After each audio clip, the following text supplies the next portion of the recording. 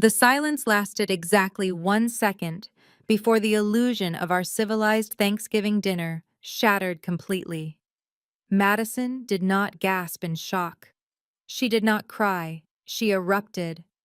Her chair scraped violently against the hardwood floor as she lunged across the mahogany table with terrifying speed. Her manicured hand flew through the air, and before I could even brace myself, she slapped me hard across the left side of my face. The sharp cracking sound echoed off the vaulted ceilings of the dining room. The sheer force of her swing knocked her arm directly into my full glass of expensive Cabernet Sauvignon.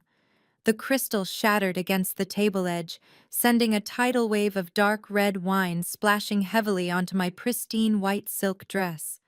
The cold liquid soaked instantly through the expensive fabric, leaving a massive blood-like stain across my chest and lap.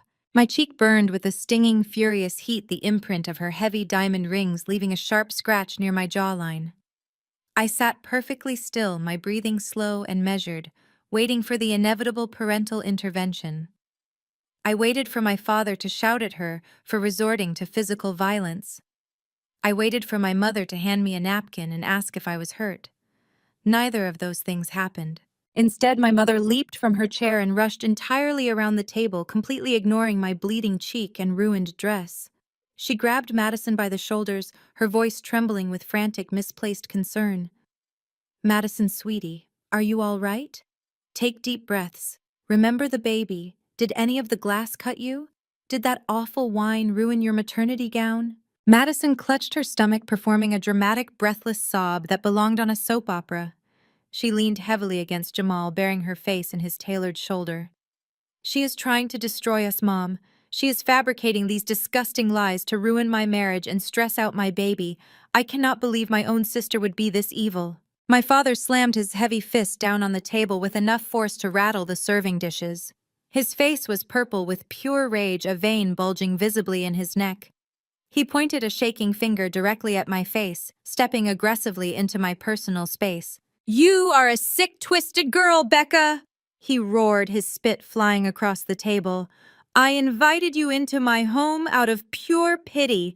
We threw you a lifeline today, a chance to be part of something great, and this is how you repay us, by presenting forged fake documents at the dinner table to tear down a brilliant man.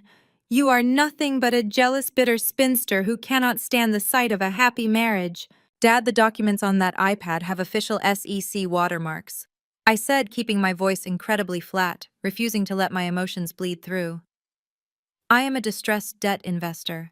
I analyze financial fraud for a living. I am trying to protect you from federal investigations before Jamal takes everything you own." "Shut your mouth," he bellowed, cutting me off completely.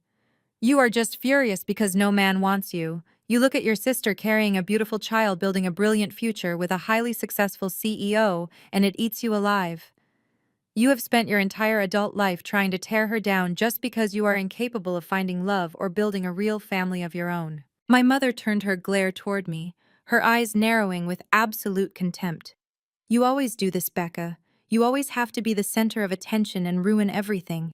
When Madison had her beautiful wedding, you threw a tantrum about your college fund and moved out. Now she is pregnant and you are literally inventing financial crimes just to steal her spotlight. You are socially unfit for this family." Jamal stood up, adjusting his suit jacket with a look of profound manufactured disappointment. He played the victim with chilling perfection.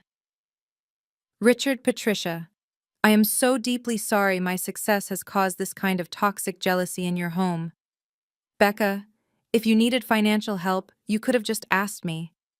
You did not have to invent these ridiculous conspiracy theories about my accounts. My investors are some of the most respected venture capitalists in Silicon Valley. You are just a debt collector. You simply do not understand high-level tech valuations." I slowly wiped a drop of red wine from my chin, locking eyes with my brother-in-law. "Venture capitalists do not wire seed funding to personal accounts in the Cayman Islands, Jamal, and they certainly do not use investor capital to pay off Madison's black card." My father slammed his fist down again, permanently silencing the room. The rage in his eyes was absolute. There was no father looking at a daughter in that moment. There was only an arrogant, status-obsessed man defending his fragile ego and his golden child.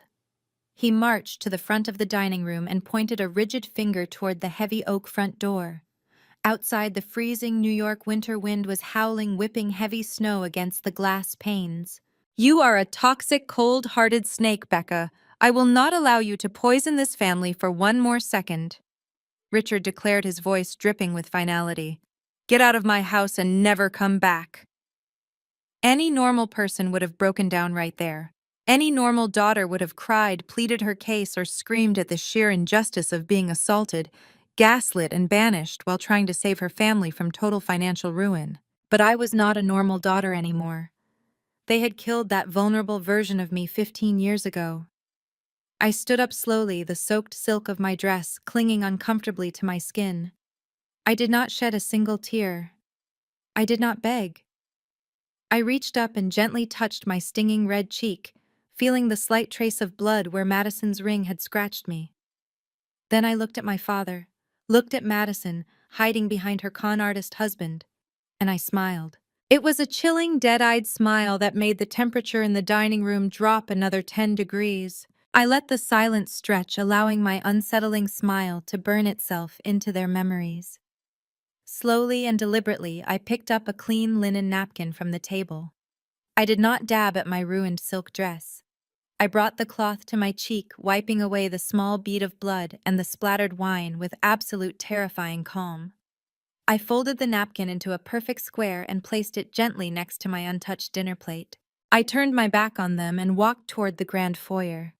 My heels clicked rhythmically against the polished Italian marble floor, a steady beat that echoed through the cavernous space. My mother could not let me leave in peace. Patricia followed right on my heels, her voice rising in a shrill crescendo of insults as I opened the mahogany coat closet. "You are a disgrace," she spat, crossing her arms tightly across her chest. "We invite you here out of the goodness of our hearts, and you act like a savage. Look at you. You are 33 years old, and you have absolutely nothing to show for it. No husband, no children, just a sad, pathetic little apartment and a worthless career." I slid my arms into my black cashmere coat, adjusting the collar. I did not look at her yet. I just let her talk. "You think you are so smart," Patricia scoffed, pacing behind me. "You think looking at spreadsheets makes you superior. You are nothing but a glorified debt collector, a bottom feeder. You scavenge off other people's misery while Jamal and Madison are actually creating value in this world. You are a vulture, Becca. That is why nobody wants you." I picked up my leather handbag and my car keys.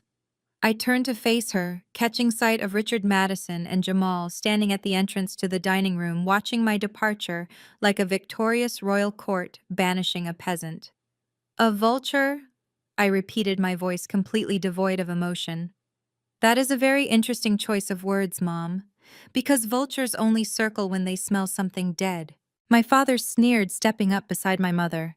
"Just get out, and do not expect a phone call on Christmas. You are dead to us." I wrapped my scarf around my neck and placed my hand on the heavy brass handle of the front door. The chill of the metal seeped through my gloves.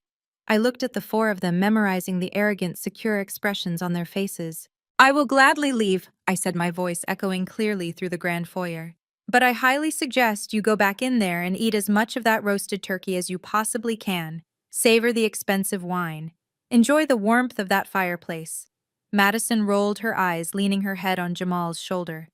"Oh my God, stop being so dramatic and just leave." I ignored her, locking my gaze directly onto my father. "Because by sunrise, Richard, not a single plate, not a single chair, and not a single brick in this house will belong to you." Madison threw her head back and let out a loud, mocking laugh. It was that sharp, condescending sound she had used to belittle me since we were teenagers.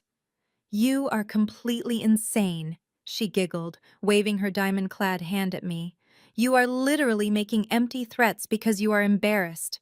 Just go home to your cats, Becca." Richard shook his head in disgust. "Pathetic.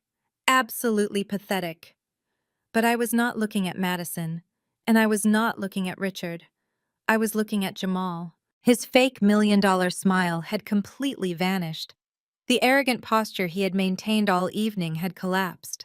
His eyes were wide, darting from my face to the iPad still resting on the dining room table and back to my eyes. He was a con artist, and con artists possessed an animal instinct for survival. He recognized the exact moment the hunt shifted. He knew I was not making a scene out of jealousy. He knew I worked in distressed debt. He knew I bought up toxic liabilities. And most importantly, he knew his own dark secrets. The realization hit him like a physical blow to the chest. I pushed down the heavy brass handle and pulled the front door open. The freezing New York winter wind howled into the foyer, blasting snow across the polished marble floor. The sudden drop in temperature made my mother gasp and cross her arms tighter. "Happy Thanksgiving," I said, stepping out into the brutal cold and pulling the door firmly shut behind me. The freezing air whipped against my wet dress beneath my coat, biting into my skin, but I felt absolutely nothing but pure, unadulterated focus. I walked down the brick pathway toward my Range Rover, parked in the circular driveway. The snow was falling heavily now, coating the manicured lawns of Greenwich in a thick layer of white. I unlocked my car, the headlights flashing in the dark. Before I could even reach the handle, the heavy front door of the mansion burst open behind me. "Wait." The panicked shout cut through the howling wind. I turned around. Jamal came sprinting out into the freezing snow. He had not even stopped to grab his coat. He was running across the icy driveway in his expensive tailored suit, his dress shoes slipping on the slick bricks. The confident tech CEO was gone, replaced by a desperate, terrified man who had just realized the floor beneath his feet was made of glass and I was holding the hammer. I stood by my car door watching him scramble toward me, knowing exactly what was about to happen. Jamal closed the distance between us in seconds. The heavy snow was already accumulating on the shoulders of his custom-tailored suit jacket, melting instantly against his heated, panicked skin. His expensive leather loafers lost traction on the icy driveway, causing him to stumble awkwardly before he caught his balance. The polished, charismatic executive who had just been holding court in my parents' dining room was completely erased. In his place stood a frantic, sweating man whose carefully constructed house of cards was suddenly vibrating under the weight of severe reality. He did not stop at a polite conversational distance. He kept walking until he was mere inches away from me, using his commanding height to loom over my frame. His broad shoulders blocked out the warm glow of the mansion's porch lights, casting a dark, imposing shadow over me.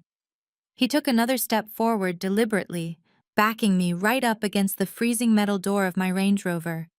It was a classic corporate intimidation tactic. Use physical space to dominate, project blind aggression, force the opponent to shrink and submit. I felt the icy steel of the car door pressing through my cashmere coat, but I kept my spine perfectly straight. I did not shrink. I tilted my chin up and met his furious, panicked gaze without a single flinch.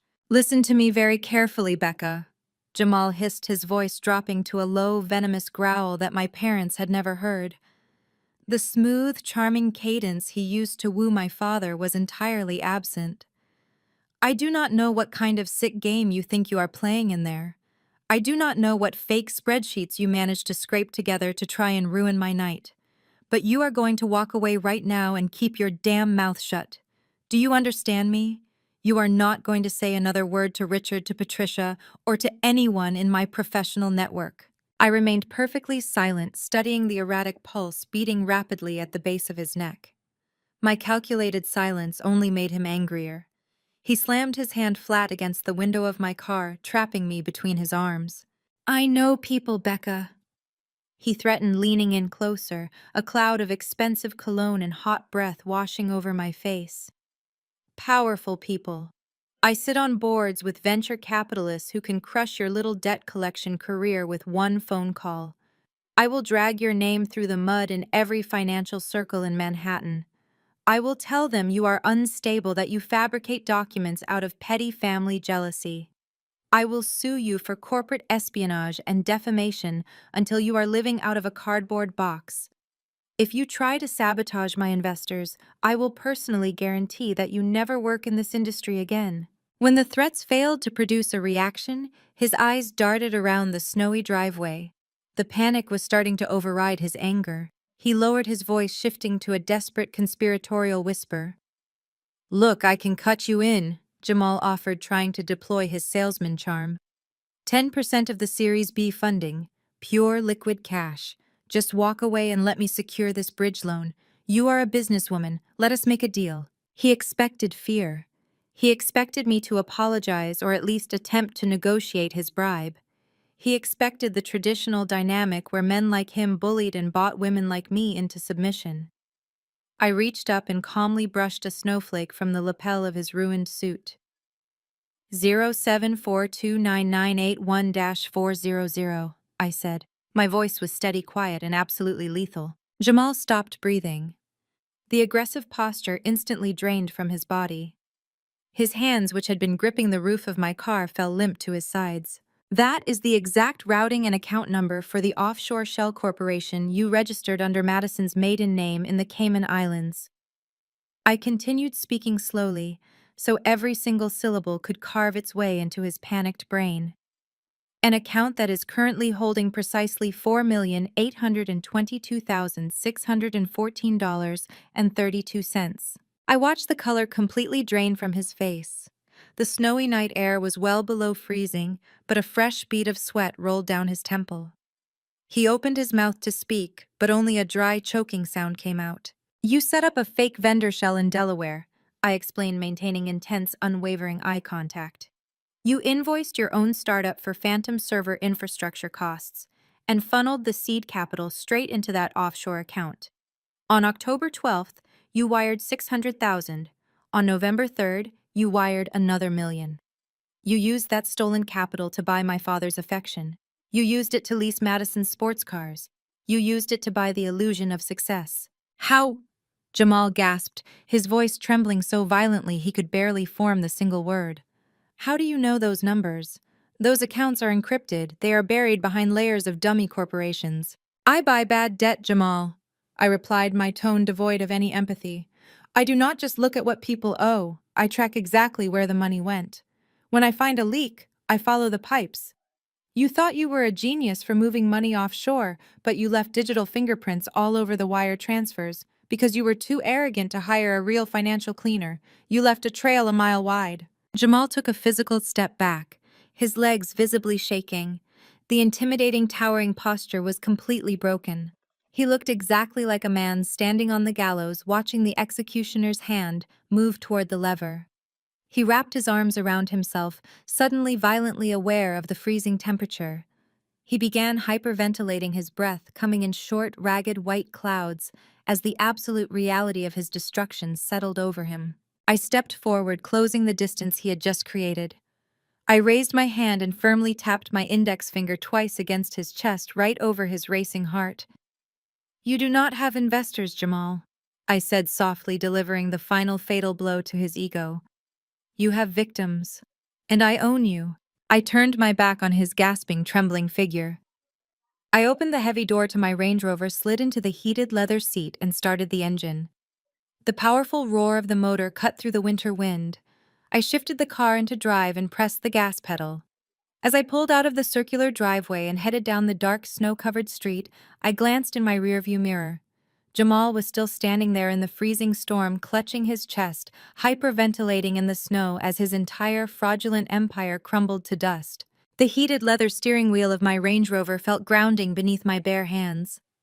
I turned the climate control onto maximum, letting the dry, hot air blast away the lingering chill of the Greenwich snowstorm and the toxic residue of my family's dining room.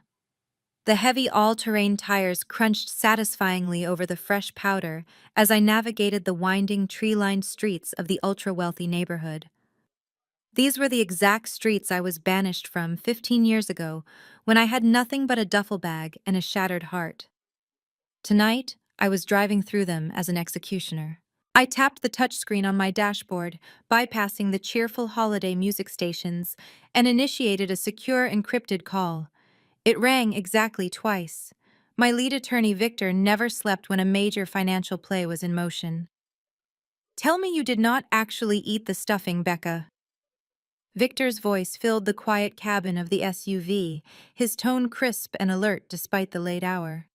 I hear Patricia uses canned broth and tries to pass it off as homemade. I barely survived the appetizers, I replied, keeping my eyes locked on the icy road ahead. They served a healthy portion of delusion garnished with a physical assault. Madison slapped me. Richard threw me out into the snow. A sharp, aggressive intake of breath hissed through the car speakers. Assault! Do you want me to dispatch local law enforcement right now? We can have her arrested for battery before the dessert plates are even cleared from their table. No, I said, a genuine, chilling smile finally touching my lips in the darkness of the car. Handcuffs are entirely too temporary for what they deserve. I prefer permanent generational ruin. Give me the current status on the Greenwich portfolio. I heard the rapid, precise clacking of a mechanical keyboard on Victor's end. Pulling up the master file now. Your father truly is a spectacular study in financial incompetence. To maintain the illusion of being old money, Richard quietly leveraged the family estate to the absolute brink. 2 years ago, when Jamal's fake tech company needed quote-unquote seed capital to keep up appearances, Richard could not secure a traditional bank loan. His credit profile was already bleeding out from Patricia's exorbitant country club fees and Madison's luxury lifestyle. So he went to the shadow markets, I prompted, already knowing the answer but needing to hear the trap confirmed out loud. Exactly, Victor said, his tone dripping with professional disgust. He took out a massive predatory mezzanine loan from a secondary private equity group. $4.5 million. The terms were absolutely toxic, Becca. 18% interest. A balloon payment structure specifically designed to force an eventual default. And your father was arrogant enough to cross-collateralize it with everything he had left to his name. The house, the Mercedes G-Wagon, Madison's Porsche Cayenne, even Patricia's jewelry collection. He literally bet his entire existence on Jamal's startup going public and making him a billionaire.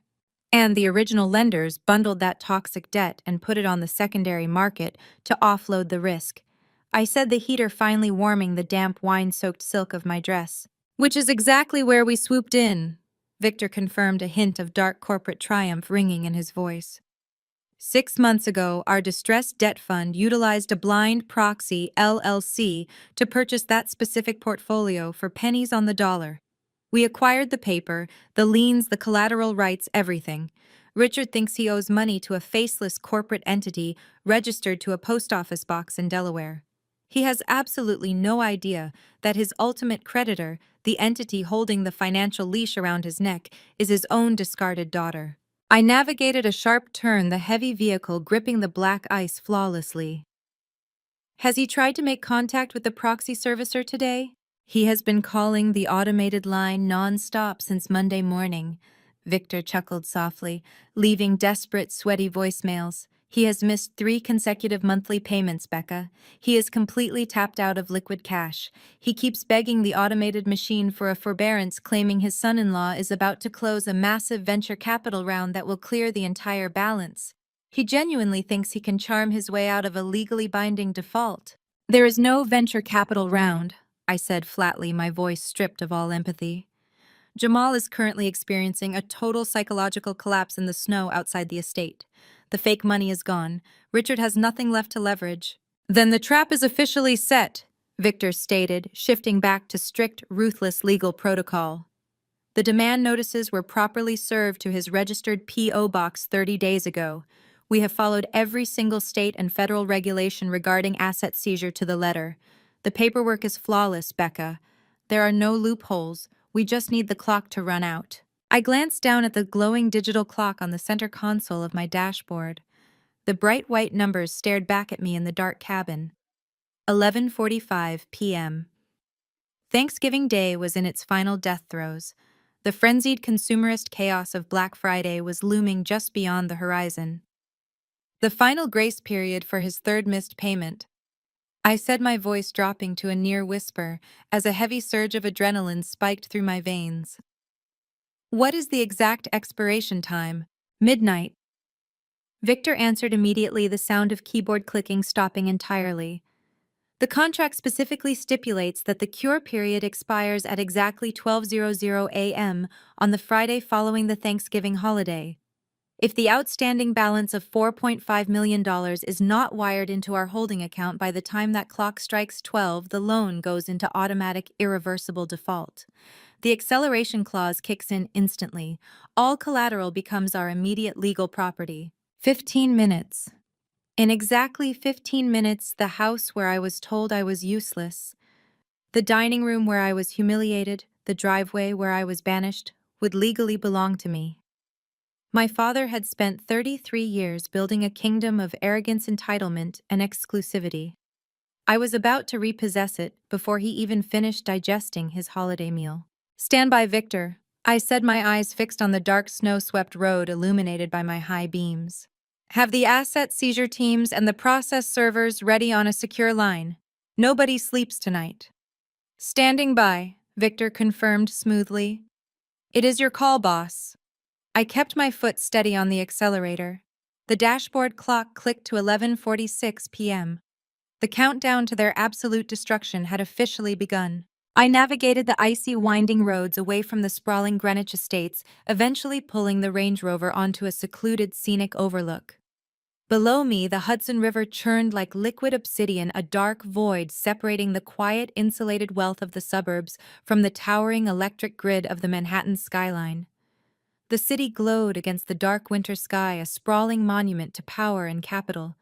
That same skyline used to terrify me when I arrived there at 18, completely broke, shivering in a cheap coat after my parents drained my college fund.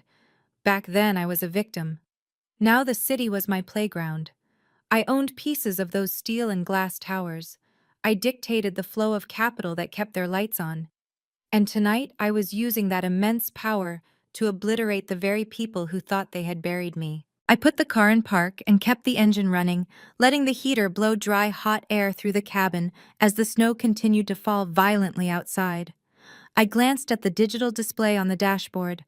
11:50 p.m., 10 minutes left. I picked up my encrypted tablet from the passenger seat and opened the secure banking portal connected to my distressed debt fund. The interface was stark and minimalist, displaying a single massive liability account registered to Richard. The balance sat there in bright red, unforgiving numerals: $4.5 million. It was a staggering amount of negative leverage for a man who desperately pretended to be an untouchable aristocrat. I watched the seconds tick by, feeling a strange, hollow calmness settling deep in my chest. A weaker person might have felt a twinge of guilt. A traditional daughter might have picked up the phone, called her father, and offered him one final chance to negotiate, to apologize, to beg for a sliver of mercy. But Richard and Patricia had spent my entire life teaching me that mercy was nothing but a vulnerability. They had demonstrated just an hour ago that they would gladly throw me to the wolves to protect Madison and her fraudulent, silver-tongued husband. They had made their choices with absolute arrogance. Now they were going to choke on the severe, unyielding consequences. 11:55 p.m. I tapped my manicured fingernails rhythmically against the heated leather steering wheel. The snow thickened, masking the luxury homes behind me in a heavy blanket of white isolation. They were trapped in their mansion, completely unaware of the financial avalanche suspended right above their heads. 11:58 p.m. My phone screen lit up with an incoming secure call. It was Victor. I tapped the screen to answer, routing his voice through the SUV sound system. "We are at the wire, Becca," Victor said, his voice stripped of any casual banter. He was in full execution mode, now operating as the ruthless corporate attorney I paid handsomely to enact my exact will. "The automated clearinghouse system has run its final sweep for the day. Richard has not initiated any wire transfers. He has not posted a bond. He has not deposited a single cent into the holding account to cure the delinquency. The account remains severely delinquent." I kept my eyes locked on the dashboard clock. 11:59 p.m. The final 60 seconds stretched out taut and heavy with adrenaline. I did not blink. I did not take a single breath. I just watched the digital numbers prepare to shift. "He is banking on his status," I said, my voice echoing coldly in the quiet car. "He thinks he can call the loan servicer on Monday morning, drop a few names, and charm his way out of a default. He thinks the rules do not apply to him because he lives in Greenwich." The rules of compound interest apply to everyone, Victor replied sharply. Midnight, 12:00 a.m. A sharp, high-pitched ping echoed through the cabin of my car from the tablet. A bright red automated alert flashed across the high-definition screen. Status update default confirmed. It is midnight, I announced, feeling a surge of pure, unfiltered power rush through my veins. The grace period is officially dead. Confirmed, Victor stated immediately, the rapid clicking of his keyboard returning. Richard is in total breach of contract. We are now legally authorized to execute the acceleration clause. This will demand the immediate total repayment of the $4.5 million principal, plus all accrued interest, default penalties, and legal fees. Do you want me to issue a standard 72-hour warning notice first, or do we go straight to the nuclear option? I did not hesitate for a fraction of a second. No warnings, no grace periods, no courtesy calls. Trigger the acceleration clause immediately. I want the immediate freeze of all cross-collateralized assets. Lock down his checking accounts, his savings accounts, and his investment portfolios. Send the electronic seizure notices to his banks right now so he cannot wire a single dollar out of those accounts to hide it.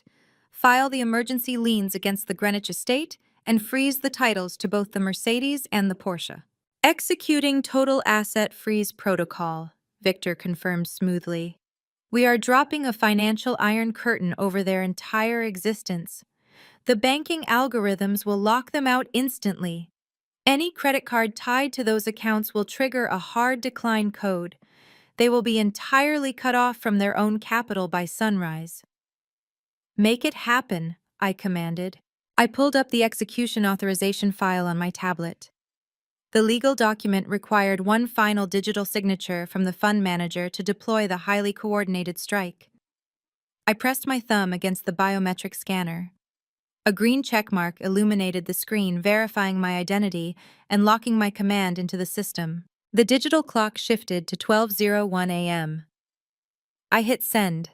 The transmission bar filled instantly, uploading the kill switch directly into the global banking network. The dominoes had officially begun to fall. Miles away inside the suffocating warmth of the Greenwich mansion, the reality of my digital strike had not yet materialized. The grand living room was a portrait of oblivious privilege. The massive stone fireplace crackled, casting a golden glow over the imported Italian leather sofas. Madison and Patricia had completely brushed off my departure. To them, my exit was just another dramatic tantrum from the jealous, bitter sister. They had quickly returned to their true passion, which was mindless, exorbitant consumption. Madison lounged horizontally across the sofa, resting her iPad on her pregnant belly. She was hyper-focused on the midnight Black Friday designer, drops her fingers flying across the glossy screen. She was building an online shopping cart that bordered on the obscene. A limited edition imported baby stroller worth more than a reliable used car. Matching rose gold Cartier watches for her and Jamal. A bespoke suite of European maternity wear. She was preparing to spend tens of thousands of dollars, completely oblivious to the fact that her husband was currently outside in the freezing snow, experiencing a total psychological collapse. The digital clock on her screen shifted to 12:02. Madison casually tapped the checkout button, authorizing the massive charge to her American Express Centurion card.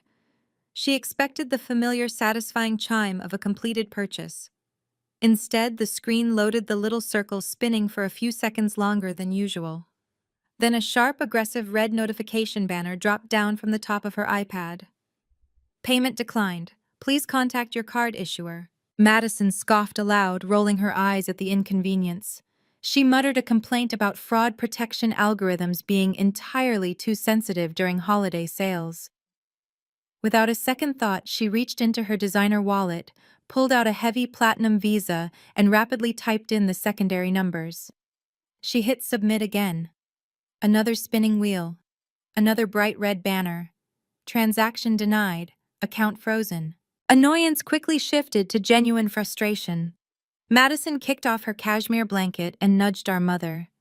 She complained that the banking servers must be crashing from all the holiday traffic, blaming the digital bottleneck on the working-class masses fighting over discounted electronics. Patricia, eager to secure her own cart of marked-down Prada handbags and expensive skincare sets, waved her off with a dismissive flick of her wrist. "Just use my card, sweetie," Patricia said, tapping the checkout button on her own device. Her screen froze for a fraction of a second, then violently rejected the transaction. Hard decline code. Patricia frowned, her perfectly manicured fingernail tapping the screen aggressively. She tried a different card, one linked directly to Richard's primary checking account. Declined. Insufficient funds or account suspended. The harsh uppercase words glared at them in the dimly lit living room, completely out of place in their world of endless capital. Patricia stood up, her expensive silk robe rustling against her ankles, and marched down the long carpeted hallway. She headed straight to Richard's ground-floor study, where he had retreated with a glass of bourbon after throwing me out into the blizzard.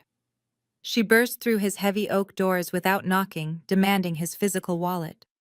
She claimed the banks were experiencing a ridiculous holiday glitch, and she needed his direct corporate black card to bypass the system. Richard, exhausted and still nursing his bruised ego from our dinner confrontation, handed it over with a heavy grumble.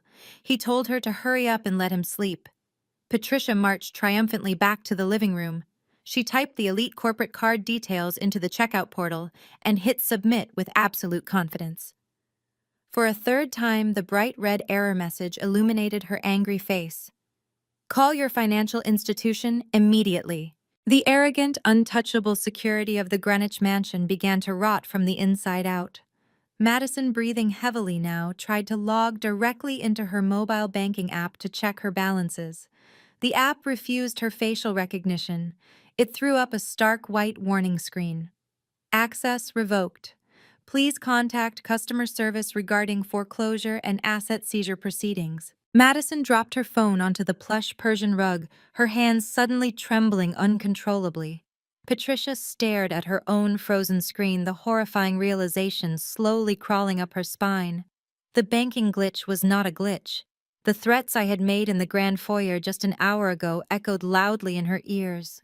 By sunrise, not a single plate, not a single chair, and not a single brick in this house will belong to you. Back in my Range Rover, parked high above the Hudson River, the absolute silence of the night was broken by the aggressive, rapid ringing of my cell phone.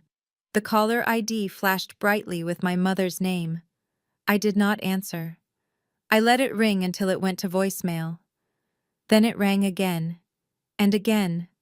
Patricia was relentlessly blowing up my phone, her previous brutal declarations that I was dead to the family completely forgotten in the face of financial terror. After the fifth consecutive missed call, a notification popped up indicating a new voicemail.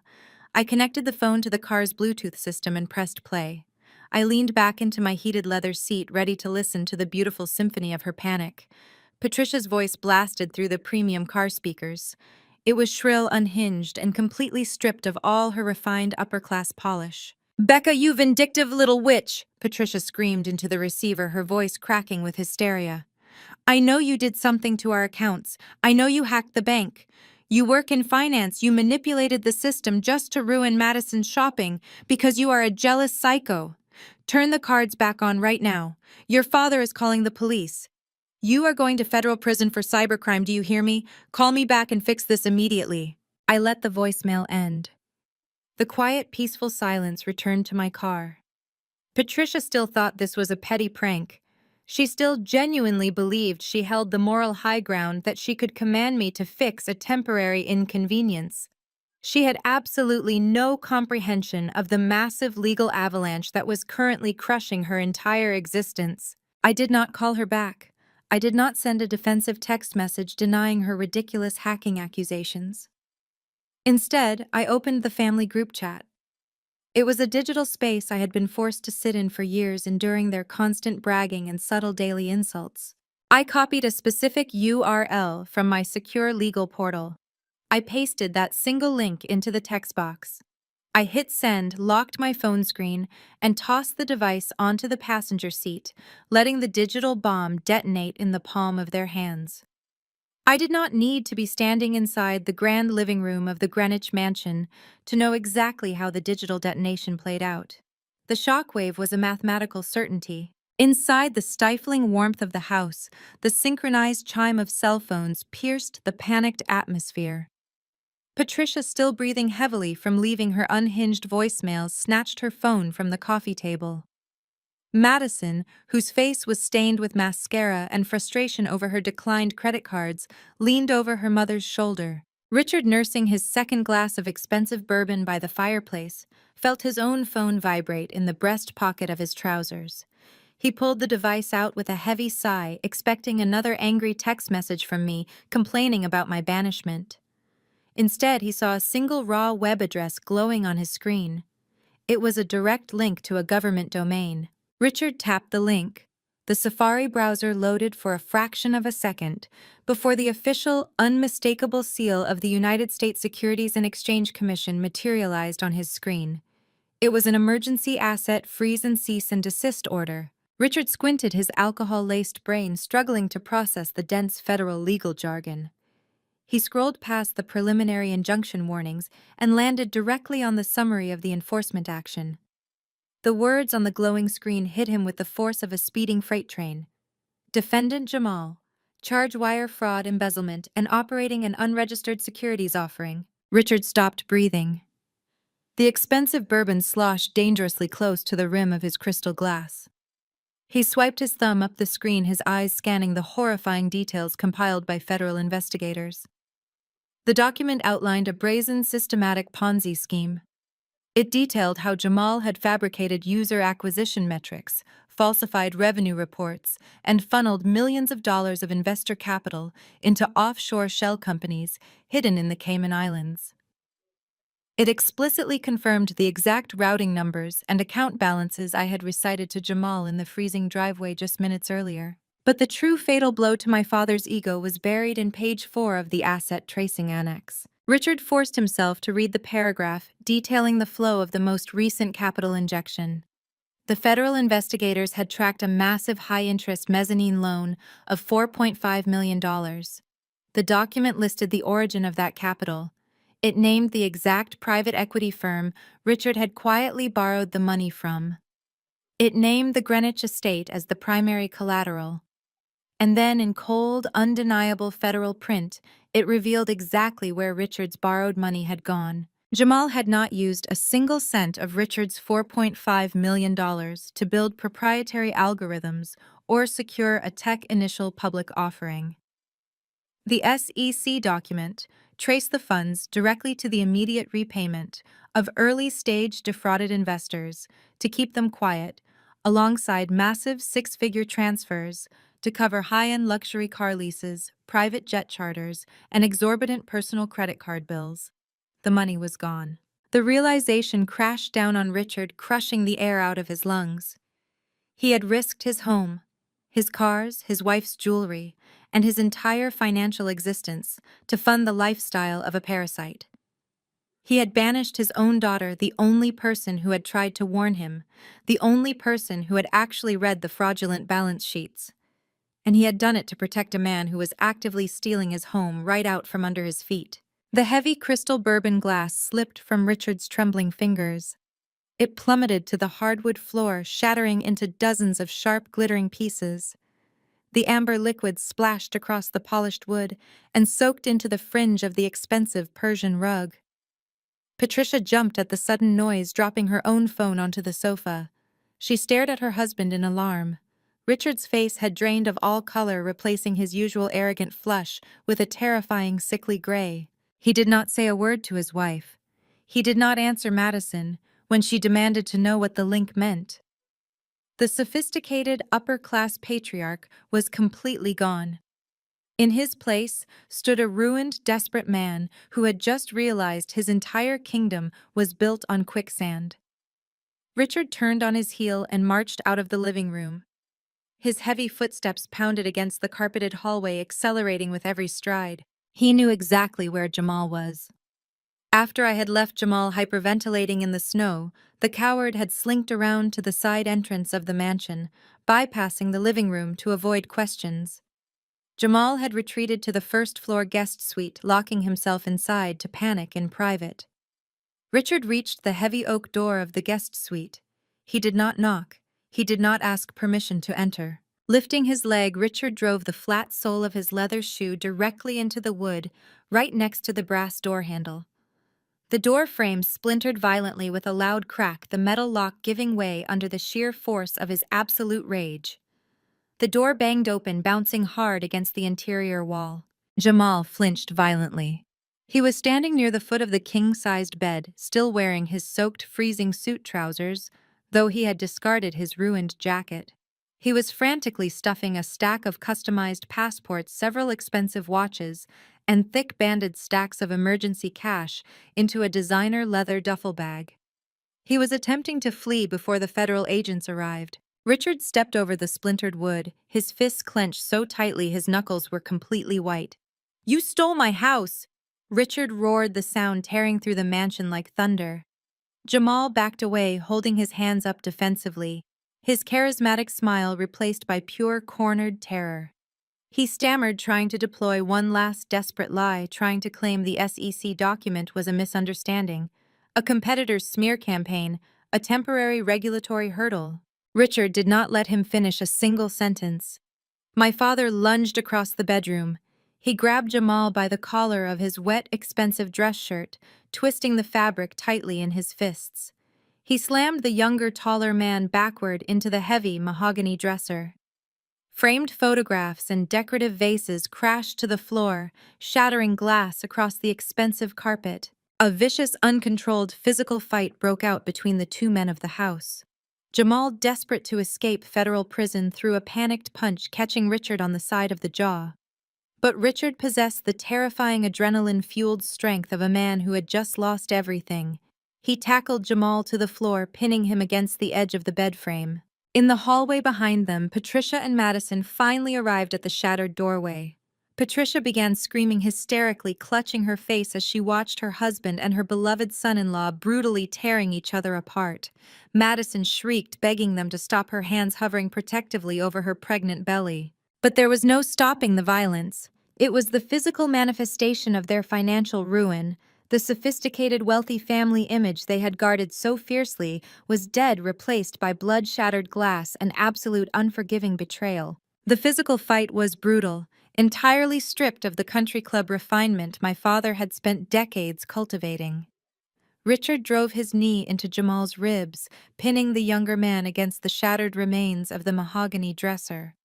Jamal swung blindly, his knuckles catching Richard on the cheekbone with a sickening thud.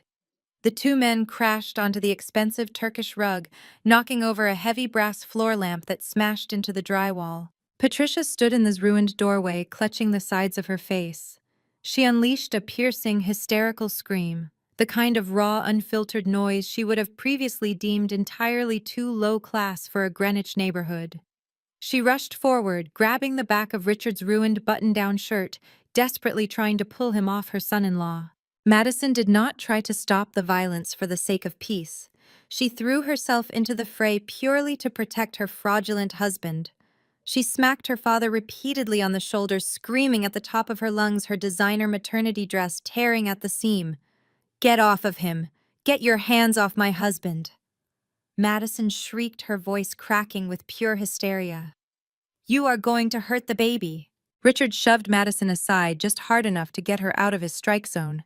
He grabbed Jamal by the collar again, hauling the younger man halfway off the floor. Jamal was bleeding from a cut above his eyebrow, his expensive tailored shirt ripped open, revealing a heavy gold chain that Richard had undoubtedly paid for. "Where is my money?" Richard roared, shaking Jamal so violently the man's head snapped back and forth. $4.5 million.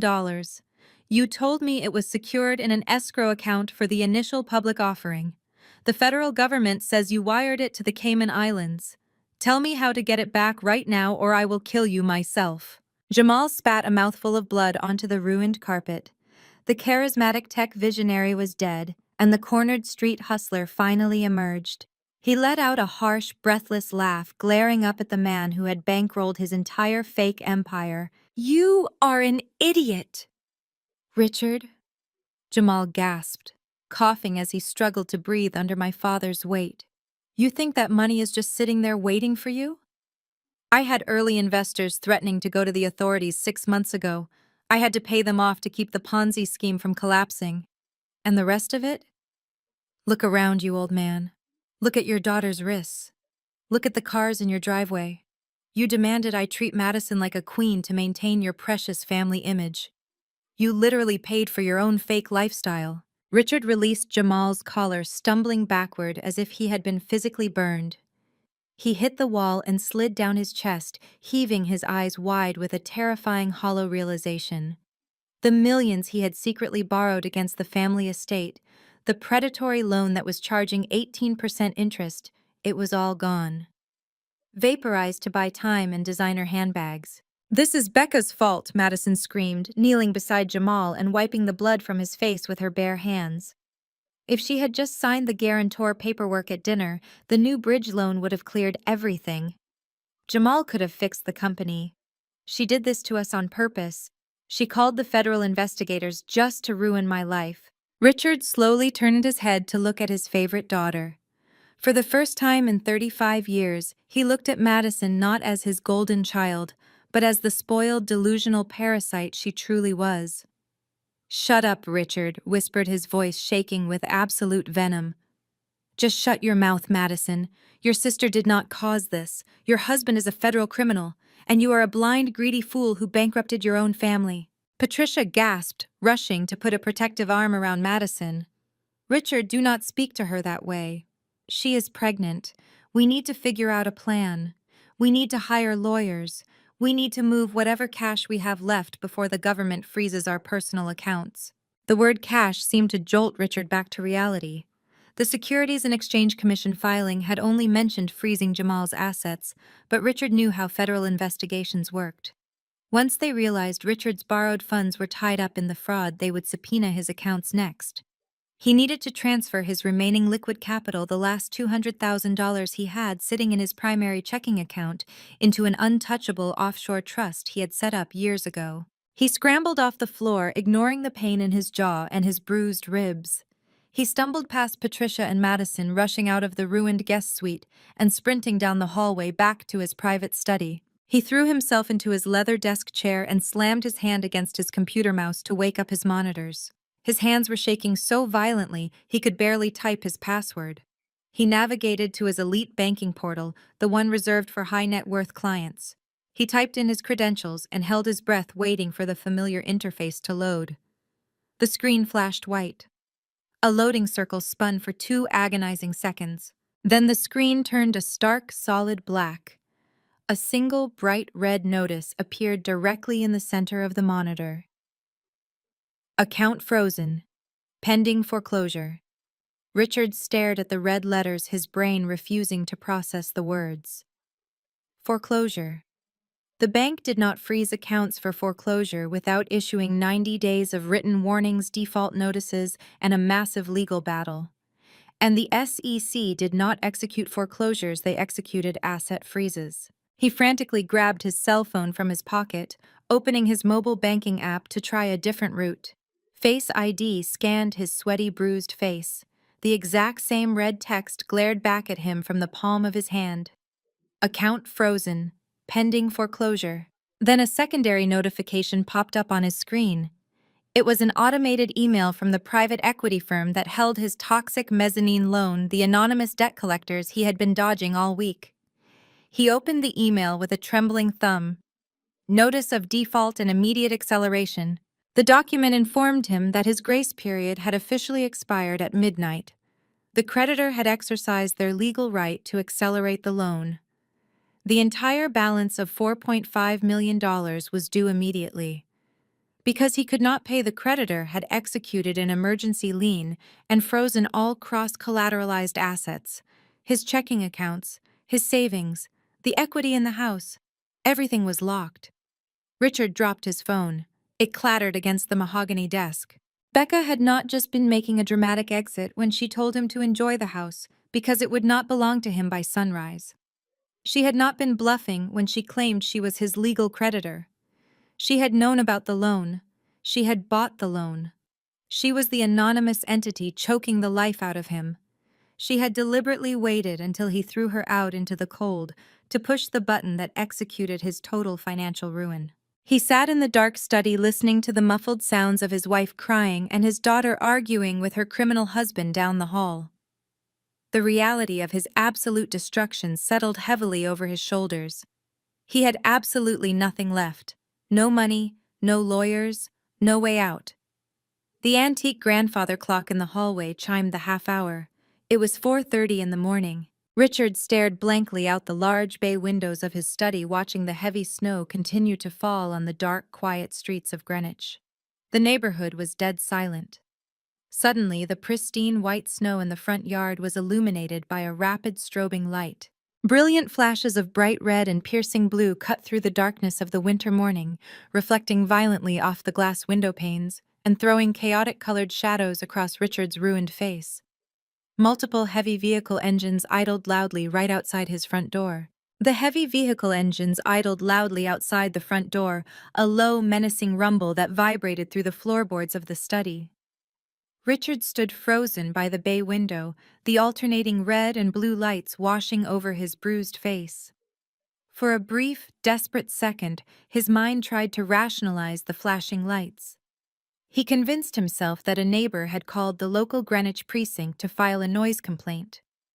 The shattering glass and screaming from the guest suite must have echoed across the property line. A noise complaint was manageable. A noise complaint was something a man of his status could wave away with a firm handshake, a forced smile, and a generous donation to the Policeman Benevolent Association. Richard smoothed his trembling hands over the front of his torn, blood-stained dress shirt. He took a deep breath, forcing his chest to expand, attempting to summon the authoritative aura of the wealthy patriarch he had played for decades. He turned away from the window and marched back down the long hallway toward the grand foyer. Patricia and Madison were already standing at the edge of the living room, their faces illuminated by the frantic police lights strobing through the frosted glass of the front door. Patricia clutched her silk robe tightly to her throat, her eyes wide with mounting panic. Madison was hyperventilating, her hands protectively covering her stomach. Jamal was nowhere to be seen, having cowardly barricaded himself back inside the ruined guest bedroom the moment the sirens became audible. "Stay here and keep quiet," Richard barked at his wife and daughter, his voice laced with forced bravado. "It is just the local patrol. I will handle them. Do not say a single word about Jamal or the money." Richard stepped up to the massive double oak doors. He unlocked the deadbolt and pulled the heavy door open, stepping out onto the covered stone porch, ready to deliver his practiced, condescending charm. The freezing winter wind hit him instantly, but it was not the cold that made his breath catch in his throat. There was no lone patrol car parked in his driveway. The entire front lawn was swarming with law enforcement.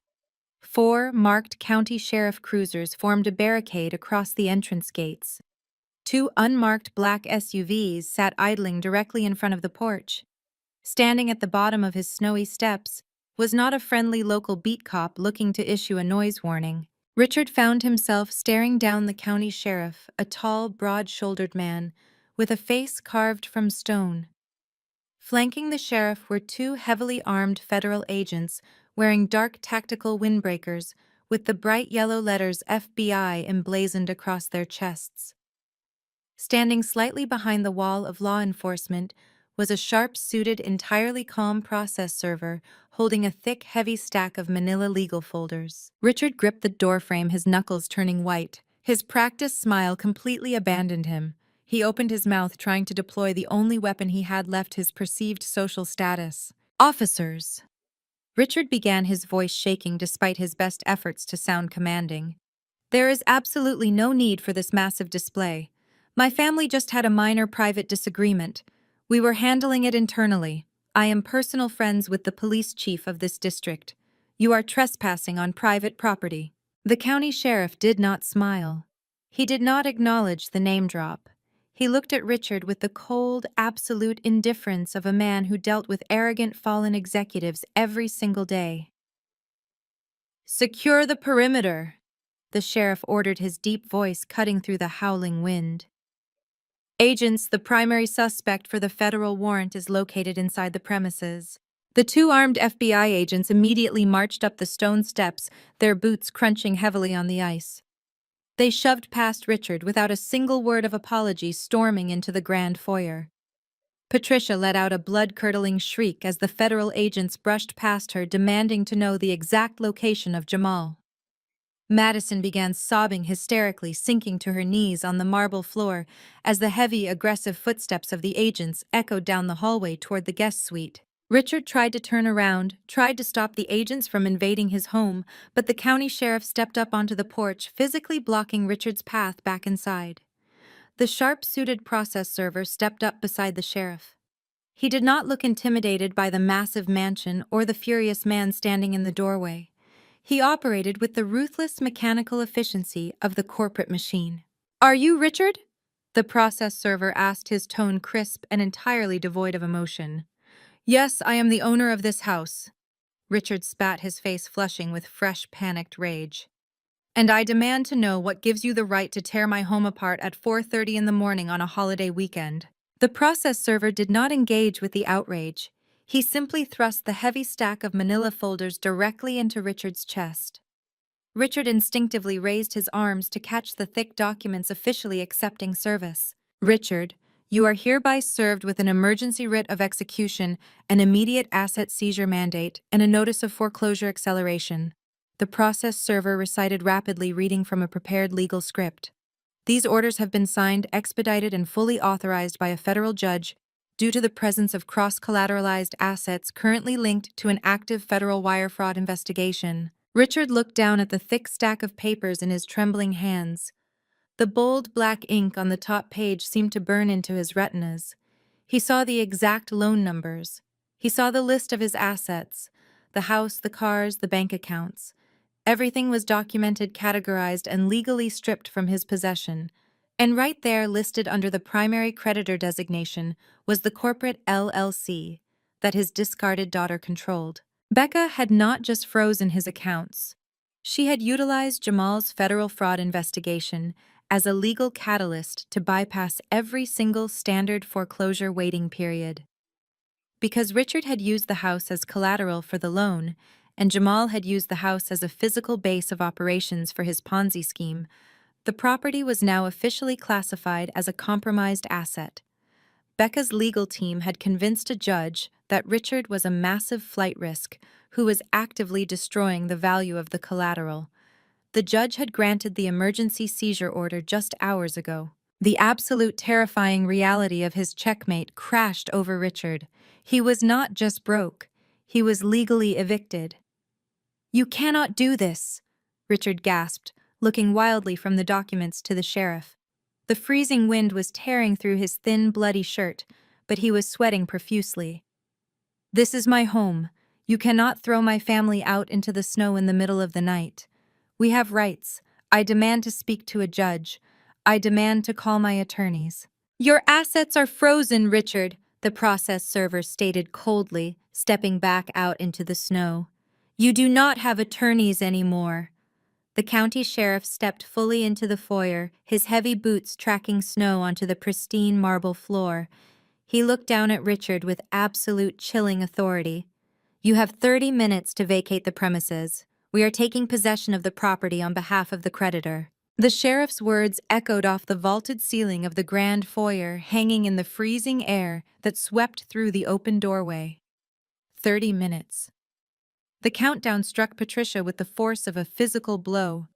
Her perfectly manicured hands flew to her throat as she collapsed against the base of the sweeping mahogany staircase.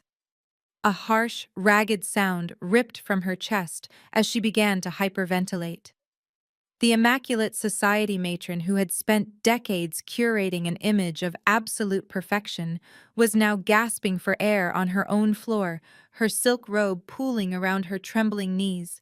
She clawed at her chest, her eyes darting wildly around the foyer, taking in the armed federal agents standing on her imported rugs. Richard remained utterly paralyzed in the doorway. He did not rush to comfort his wife. He did not demand the officers show him more respect. His gaze was fixed blindly on the snow-covered lawn, his mind completely shattered by the realization that his entire empire had been legally vaporized by the daughter he had banished just hours prior. Before the absolute silence of their ruin could fully settle, a new terrifying sound fractured the quiet winter morning. It was a deep mechanical roar. Heavy diesel engines rumbled down the pristine tree-lined street of the exclusive Greenwich neighborhood. The distinctive hiss of commercial air brakes echoed through the freezing air. Through the open front doors, Richard watched in fresh horror as two massive heavy-duty tow trucks backed aggressively through the wrought iron gates of the estate. Bright rotating amber lights flared atop the massive trucks, mixing chaotically with the red and blue police strobes already washing over the property. The repo men had arrived. Becca had not simply authorized a digital freeze on the bank accounts. She had ordered the immediate physical repossession of every single cross-collateralized asset tied to the defaulted loan. The financial execution was designed to leave no stone unturned. The two tow trucks maneuvered expertly into the wide, circular driveway, their heavy, studded tires crushing the immaculate landscaping. Two men wearing high-visibility winter jackets hopped down from the cabs. They carried heavy steel chains and hydraulic controls, moving with the practiced, ruthless efficiency of professionals who repossessed vehicles for a living. They did not care about the address. They did not care about the size of the mansion. They only cared about the VIN numbers, matching their digital seizure orders. One of the men walked directly toward the custom white Porsche Cayenne, parked near the garage. The other headed straight for Richard's matte black Mercedes G-Wagon. Inside the hallway, Madison heard the loud crunching of the tires and the heavy clanking of steel chains. She peeked around the corner of the foyer, her tear-streaked face pale with shock. When she saw the high-visibility jackets moving toward her luxury SUV, her fragile grip on reality completely snapped. That Porsche was her ultimate status symbol. It was the vehicle she drove to the country club to flaunt her wealth. It was her entire identity wrapped in German engineering. Madison let out a blood-curdling shriek. She shoved past her hyperventilating mother and bolted out the front door. She did not grab a coat. She did not put on shoes. She sprinted directly out into the brutal -3-degree blizzard, wearing nothing but her thin designer silk maternity pajamas and a pair of velvet house slippers. The freezing snow instantly soaked through the delicate velvet, soaking her bare feet in icy slush. But Madison did not even seem to register the pain. She threw her body between the repo man and the front grille of her Porsche. "Get away from my car!" Madison screamed, her voice cracking with pure hysteria. She swatted frantically at the repo man's heavy winter jacket. "Do you have any idea who I am? My husband is a billionaire tech CEO. You cannot touch this vehicle. It is fully paid off. I will have you fired and sued for everything you own." The repo man did not flinch. He did not argue. He simply looked at the screaming, silk-clad woman with the absolute indifference of a man holding a court-ordered mandate.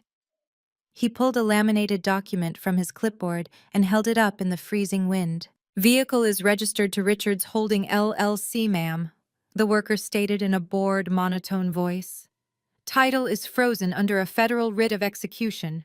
Step away from the machinery, or I will have the sheriff remove you for obstructing a legal recovery." "It is my car," Madison wailed, stomping her freezing foot in the snow, acting like a petulant toddler rather than a 35-year-old woman. "It is my baby's car. You are stealing from a pregnant woman. Dad, tell them to stop. Make them stop right now." Richard stood on the porch, a broken shell of a man. He watched the second repo worker drag a heavy steel hook underneath the chassis of his beloved Mercedes G-Wagon. The sickening metallic clank of the chain locking onto the front axle echoed across the driveway. The winch whined loudly, tightening the cable and lifting the front wheels of the aggressive luxury tank right off the icy pavement. Richard could not form a single word to defend his daughter. He had absolutely no power left to project. Madison spun around, realizing her father was useless. The front end of her white Porsche began to lift off the ground, the hydraulic lift groaning under the weight. She grabbed the steel cable with her bare hands, screaming at the top of her lungs, fighting a completely unwinnable battle against a hydraulic winch. The chaos outside drew the attention of the man hiding inside the ruined guest suite. Jamal had been cornered in the bedroom, listening to the federal agents systematically tearing through the house, searching for his financial documents and his hidden passports. When he heard Madison screaming about the cars, Something inside his arrogant, desperate mind finally snapped. The cars were the last tangible proof of his fake success. Without the cars, without the mansion, he was nothing but a fraud waiting for a prison cell. Jamal burst through the shattered guest room door.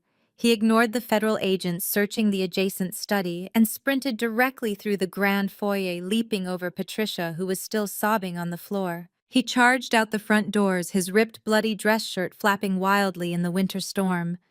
He saw the repo man operating the hydraulic levers beside the Porsche. Pure, unfiltered panic overrode any remaining common sense. Jamal lunged at the blue-collar worker, grabbing the man by the collar of his high-visibility jacket and throwing a frantic, desperate punch. "Drop the car!" Jamal roared, his face twisted in feral rage. "Unhook the damn car right now!" It was the single worst mistake he could have possibly made. Law enforcement officers do not tolerate physical violence during an active asset seizure. They especially do not tolerate it from the primary suspect named on an interstate wire fraud warrant.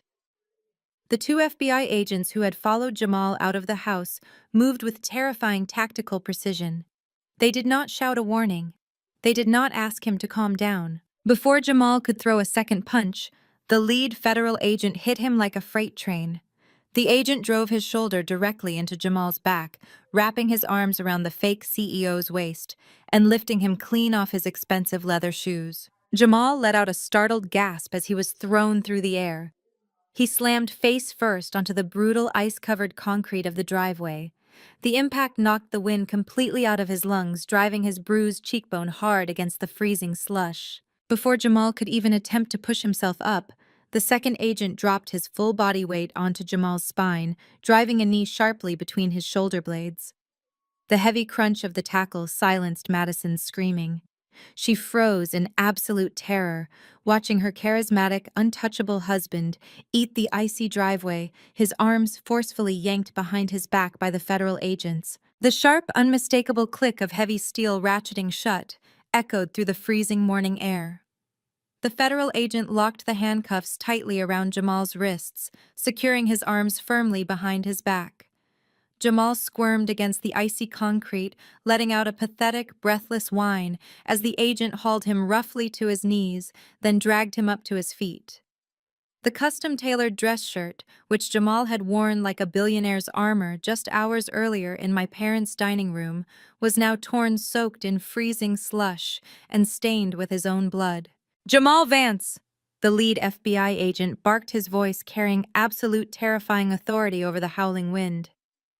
"You are under arrest for interstate wire fraud, embezzlement, and operating an unregistered securities offering. You have the right to remain silent. Anything you say can and will be used against you in a court of law. You have the right to an attorney. If you cannot afford an attorney, one will be provided for you." The Miranda rights hung in the air, a verbal death sentence to the fraudulent tech empire my family had worshipped. Jamal did not look defiant. He did not look like a visionary CEO plotting his sophisticated legal defense. He looked exactly like a cornered street hustler who had finally run out of runway.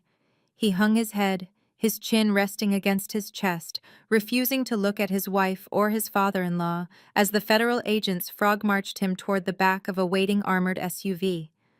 He offered no resistance as they shoved him into the back seat, the heavy door slamming shut like a vault.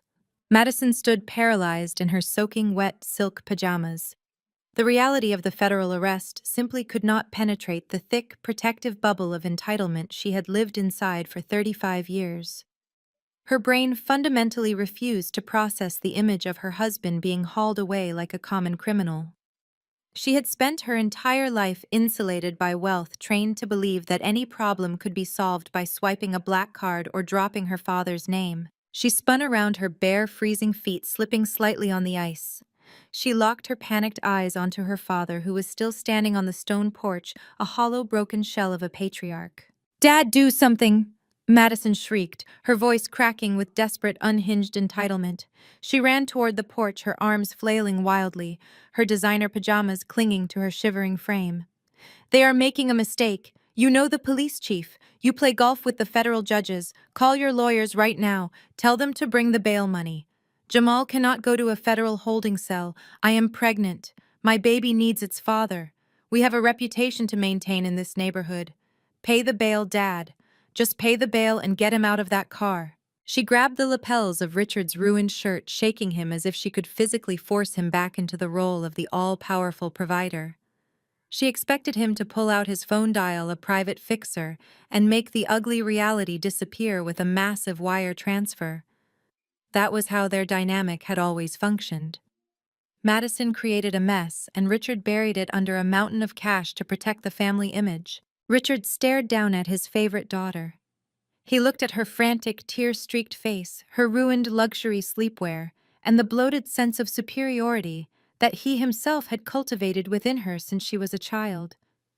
He looked past her shoulder to the driveway where the repo men were currently chaining down the last tires of the Mercedes G-Wagon and the Porsche Cayenne.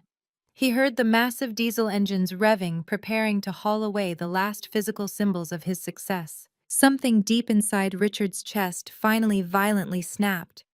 The dam holding back decades of enabling pride and financial desperation completely ruptured. "With what money?" Richard roared, the sheer volume of his voice startling the nearby law enforcement officers. Madison recoiled, dropping her hands from his shirt. She stared at him, her eyes wide with pure shock. Her father had never yelled at her. He had yelled at the staff. He had yelled at my mother. He had spent his entire life screaming at me, but he had never ever raised his voice at his golden child. "Pay the bail," Richard mocked her, his voice dripping with concentrated venom. He stepped off the porch, advancing on Madison, forcing her to back up into the freezing snow. "You want me to call my lawyers? I do not have any lawyers. I do not have a retainer. I do not have a single dollar left to my name. Your brilliant visionary husband stole everything. Do you hear me, Madison? He took my cash, he took my credit, and he took my house to pay off his fraudulent debts." "Dad, stop it!" Madison cried, covering her ears, completely incapable of handling accountability. "You have emergency funds. You have the trust accounts." "There are no trust accounts," Richard bellowed, his face turning an angry mottled purple. "I mortgaged this entire estate to keep your fake, pathetic lifestyle afloat. I took a $4.5 million predatory loan so you could drive that Porsche and pretend you were a billionaire's wife, and Jamal wired every single cent of it to the Cayman Islands to cover his criminal tracks. The federal government just froze whatever pennies were left. We are bankrupt, Madison. We are homeless. We are completely, irreversibly ruined." Patricia, who had managed to crawl her way to the open front doorway, let out a loud, agonizing wail. She collapsed against the doorframe, sobbing uncontrollably into her hands as the absolute reality of their destitution set in. Richard did not stop. The golden child was finally facing the monster she had helped create. "You stood in my dining room tonight and defended him," Richard sneered, pointing a trembling finger right between Madison's eyes. "You slapped your sister across the face for trying to warn us. You begged me to sign away more money to that parasite sitting in the back of the federal cruiser. You are a blind, greedy, arrogant fool. You bankrupted your own family just so you could show off a designer baby stroller to your country club friends. I have nothing left to give you. Do not ever ask me for another dime." Madison sank to her knees in the freezing slush, clutching her stomach, weeping hysterically, as the reality of her shattered world finally crushed her. Her husband was going to federal prison. Her father had just verbally destroyed her. Her cars were chained to a tow truck. Her credit cards were frozen plastic rectangles. The violent storm began to break, the heavy snowfall finally tapering off into a light, icy drizzle. The digital clock inside the idling sheriff cruiser ticked over to exactly 6:00 a.m. On the eastern horizon, the first faint, pale streaks of morning light began to pierce the heavy winter darkness. The sun was rising over the frosted treeline of the Greenwich Estates, casting a cold blue glow across the chaotic, ruined driveway. Then the low, powerful purr of a pristine, high-performance engine broke through the sound of the sobbing women. A sleek black Range Rover pulled smoothly into the driveway, its heavy tires crunching loudly over the fresh snow. The sleek black vehicle glided to a halt, parking perfectly parallel to the heavily armed police barricade. The heavy doors unlocked with a crisp electronic beep that cut through the sounds of the idling tow trucks. The passenger side door opened first. My lead attorney, Victor, stepped out onto the icy driveway. He wore a razor-sharp charcoal suit and a long, heavy wool overcoat, clutching a fresh leather briefcase in his gloved hand. He did not spare a single glance for Madison, who was still weeping in the slush, or Patricia, who was hyperventilating on the porch. Victor walked straight up to the county sheriff. He unclasped his briefcase and handed over a sealed folder containing the finalized judge-signed execution orders. The sheriff opened the file, reviewed the primary creditor's signature, and gave Victor a firm, highly respectful nod. The law enforcement officers immediately stepped aside, parting like the Red Sea to create a clear, unobstructed path directly to the front porch of the mansion. Then the driver's side door opened. I stepped out into the freezing Greenwich morning. I was no longer wearing the wine-stained silk dress from the Thanksgiving dinner disaster. I had returned to my apartment, showered, and changed into my actual armor. I wore a tailored ivory cashmere turtleneck, immaculate black trousers, and a sweeping camel hair coat that fell perfectly past my knees. My hair was styled in a flawless, sleek blowout, completely untouched by the violent winter storm. In my right hand, I held a steaming cup of artisan black coffee. I looked exactly like what I was, a Wall Street predator arriving to inspect her newly acquired asset. I closed the heavy car door behind me. The crisp thud echoed across the silent, frozen lawn. Richard stared at me from the stone porch. His bloodshot eyes tracked Victor handing the final seizure documents to the federal agents. He watched the sheriff point respectfully in my direction, confirming who was in charge of the operation. The gears inside my father's panicked, exhausted mind finally caught traction.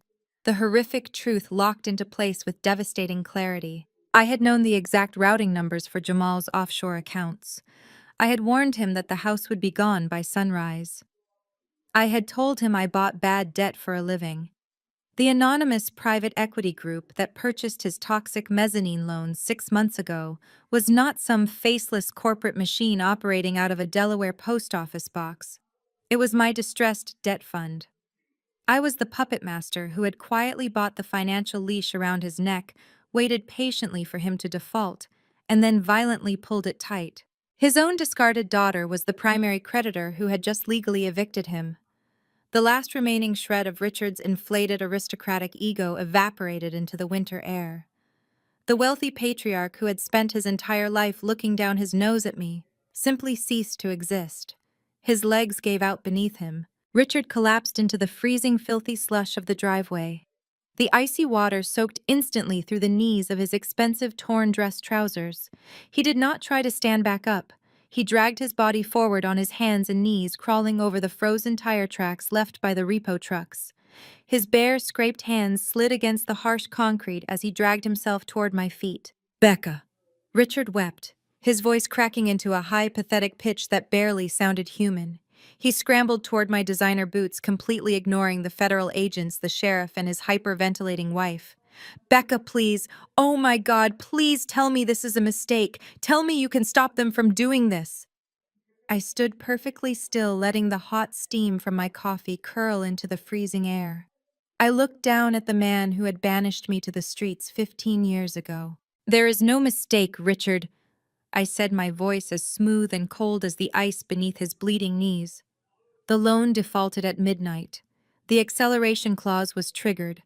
The federal courts have granted full possession to the creditor. I own the house. I own the cars. I own the jewelry in the safe.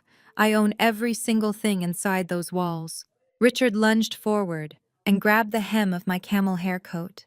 His bloody, trembling fingers left a faint, pathetic smudge on the pristine fabric.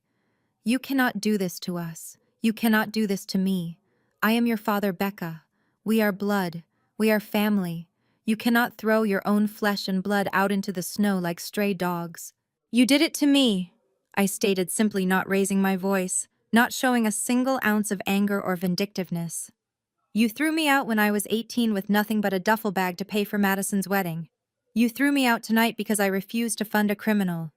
You only remember that we are blood when your bank accounts are completely empty." "I was wrong," Richard sobbed, bowing his head until his forehead rested directly on the icy toe of my leather boot. He was fully debasing himself in front of the entire neighborhood, the police, and his own ruined family. "I was a blind fool. Jamal manipulated us. Madison blinded me with her demands. They used me, Becca. I see that now. They are parasites. But you are brilliant. You are a genius. You are exactly the daughter I always wanted. You proved it today. You won. Just please call off the sheriff. Give me 30 days to find the money. I will sign anything you want. I will give you whatever you ask for. Just do not let them take my home. Patricia let out a horrified gasp from the porch, her hands flying to her mouth. Richard, have you lost your mind? Get up off the ground right now. Richard ignored his wife entirely. He looked up at me, his face streaked with tears, dirt, and blood. He was actively throwing his golden child and his loyal wife directly under the bus, hoping to save his own skin. He had absolutely no loyalty to anyone but himself. I will kick them out, Richard pleaded, pointing a shaking finger at Madison, who was still kneeling in the snow beside the tow truck. I will throw Madison out right now. I will divorce Patricia and leave her with nothing. I will do whatever it takes to make this right. Just please, Becca, have mercy on your old man. I looked over at Madison. The golden child was staring at her father in absolute heartbroken horror. The man who had enabled her worst behavior, who had shielded her from every consequence her entire life, was now begging to trade her homelessness for a warm bed. I turned my gaze back down to Richard. I did not step away from him. I did not pull my coat from his desperate grip. I simply brought my coffee cup to my lips and took a slow, deliberate sip. The dark roast was perfectly bitter and wonderfully hot. You told me to get out and never come back. I said, my words dropping like heavy stones into the freezing morning air. I am just following the first half of your orders. Your 30 minutes are up. The sheriff stepped forward, his heavy boots crunching against the ice. He grabbed Richard by the bicep, hauling the weeping patriarch away from my camel hair coat with rough, uncompromising force. Richard stumbled his legs, refusing to support his weight, leaving a pathetic trail of bloody slush where he had been groveling. Patricia watched from the shattered doorway. She watched the absolute destruction of her husband's dignity. She saw the federal agents flanking the process server, completely unmoved by Richard's tears. She realized in a fraction of a second that her wealth was truly gone. The legal maneuvers had failed. The begging had failed. The eviction was actively happening. But Patricia had survived in high society for decades by mastering the art of manipulation. She knew the only thing that could halt a law enforcement operation was an immediate life-threatening medical emergency. She needed to stop the clock. She needed to buy time to get into a luxury hospital suite where she could hide behind doctors stalling the asset seizure while she figured out a plan. Patricia let out a sudden, strangled gasp that echoed loudly across the freezing lawn. She staggered forward, stepping off the covered porch and plunging her bare, manicured feet directly into the deep snow. She grabbed the left side of her chest, twisting her fingers violently into the silk fabric of her expensive robe. Her face contorted into a mask of pure agony. She collapsed onto the icy grass, her knees hitting the frozen earth hard. She arched her back, letting out a series of high-pitched, breathless wheezes, thrashing dramatically in the snow. Madison abandoned her impounded Porsche in an instant. She scrambled across the slippery driveway, her velvet slippers completely ruined, and threw her body over her mother. "Mom! Oh my God, Mom!" Madison shrieked, her voice tearing through the quiet winter morning. She looked up at me, her face twisted in absolute feral hatred. "You are killing her. The stress of this illegal eviction is giving her a massive heart attack. She cannot breathe. If she dies right here in the snow, it is entirely on your hands, you sociopath." The dramatic performance had its intended effect on the authorities. The federal agents instinctively stepped back, trained to pause operations during a severe medical crisis. The sheriff reached for the heavy black radio clipped to his tactical vest, preparing to call dispatch for an emergency medical unit. This was the exact loophole Patricia was counting on.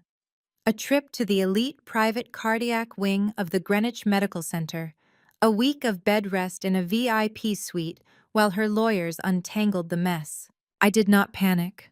I did not flinch. I did not show a single ounce of concern for the woman writhing in the snow at my feet. I held up my gloved hand, signaling the sheriff to stop. "Allow me, officer," I said, my voice completely devoid of any alarm. "She is my mother. I will handle the emergency response." I reached into the deep pocket of my coat and pulled out my smartphone. I did not rush. I deliberately took my time unlocking the screen.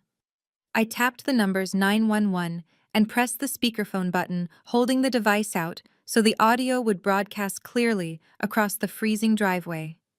The emergency dispatcher answered immediately, her professional voice cutting through Madison's hysterical crying.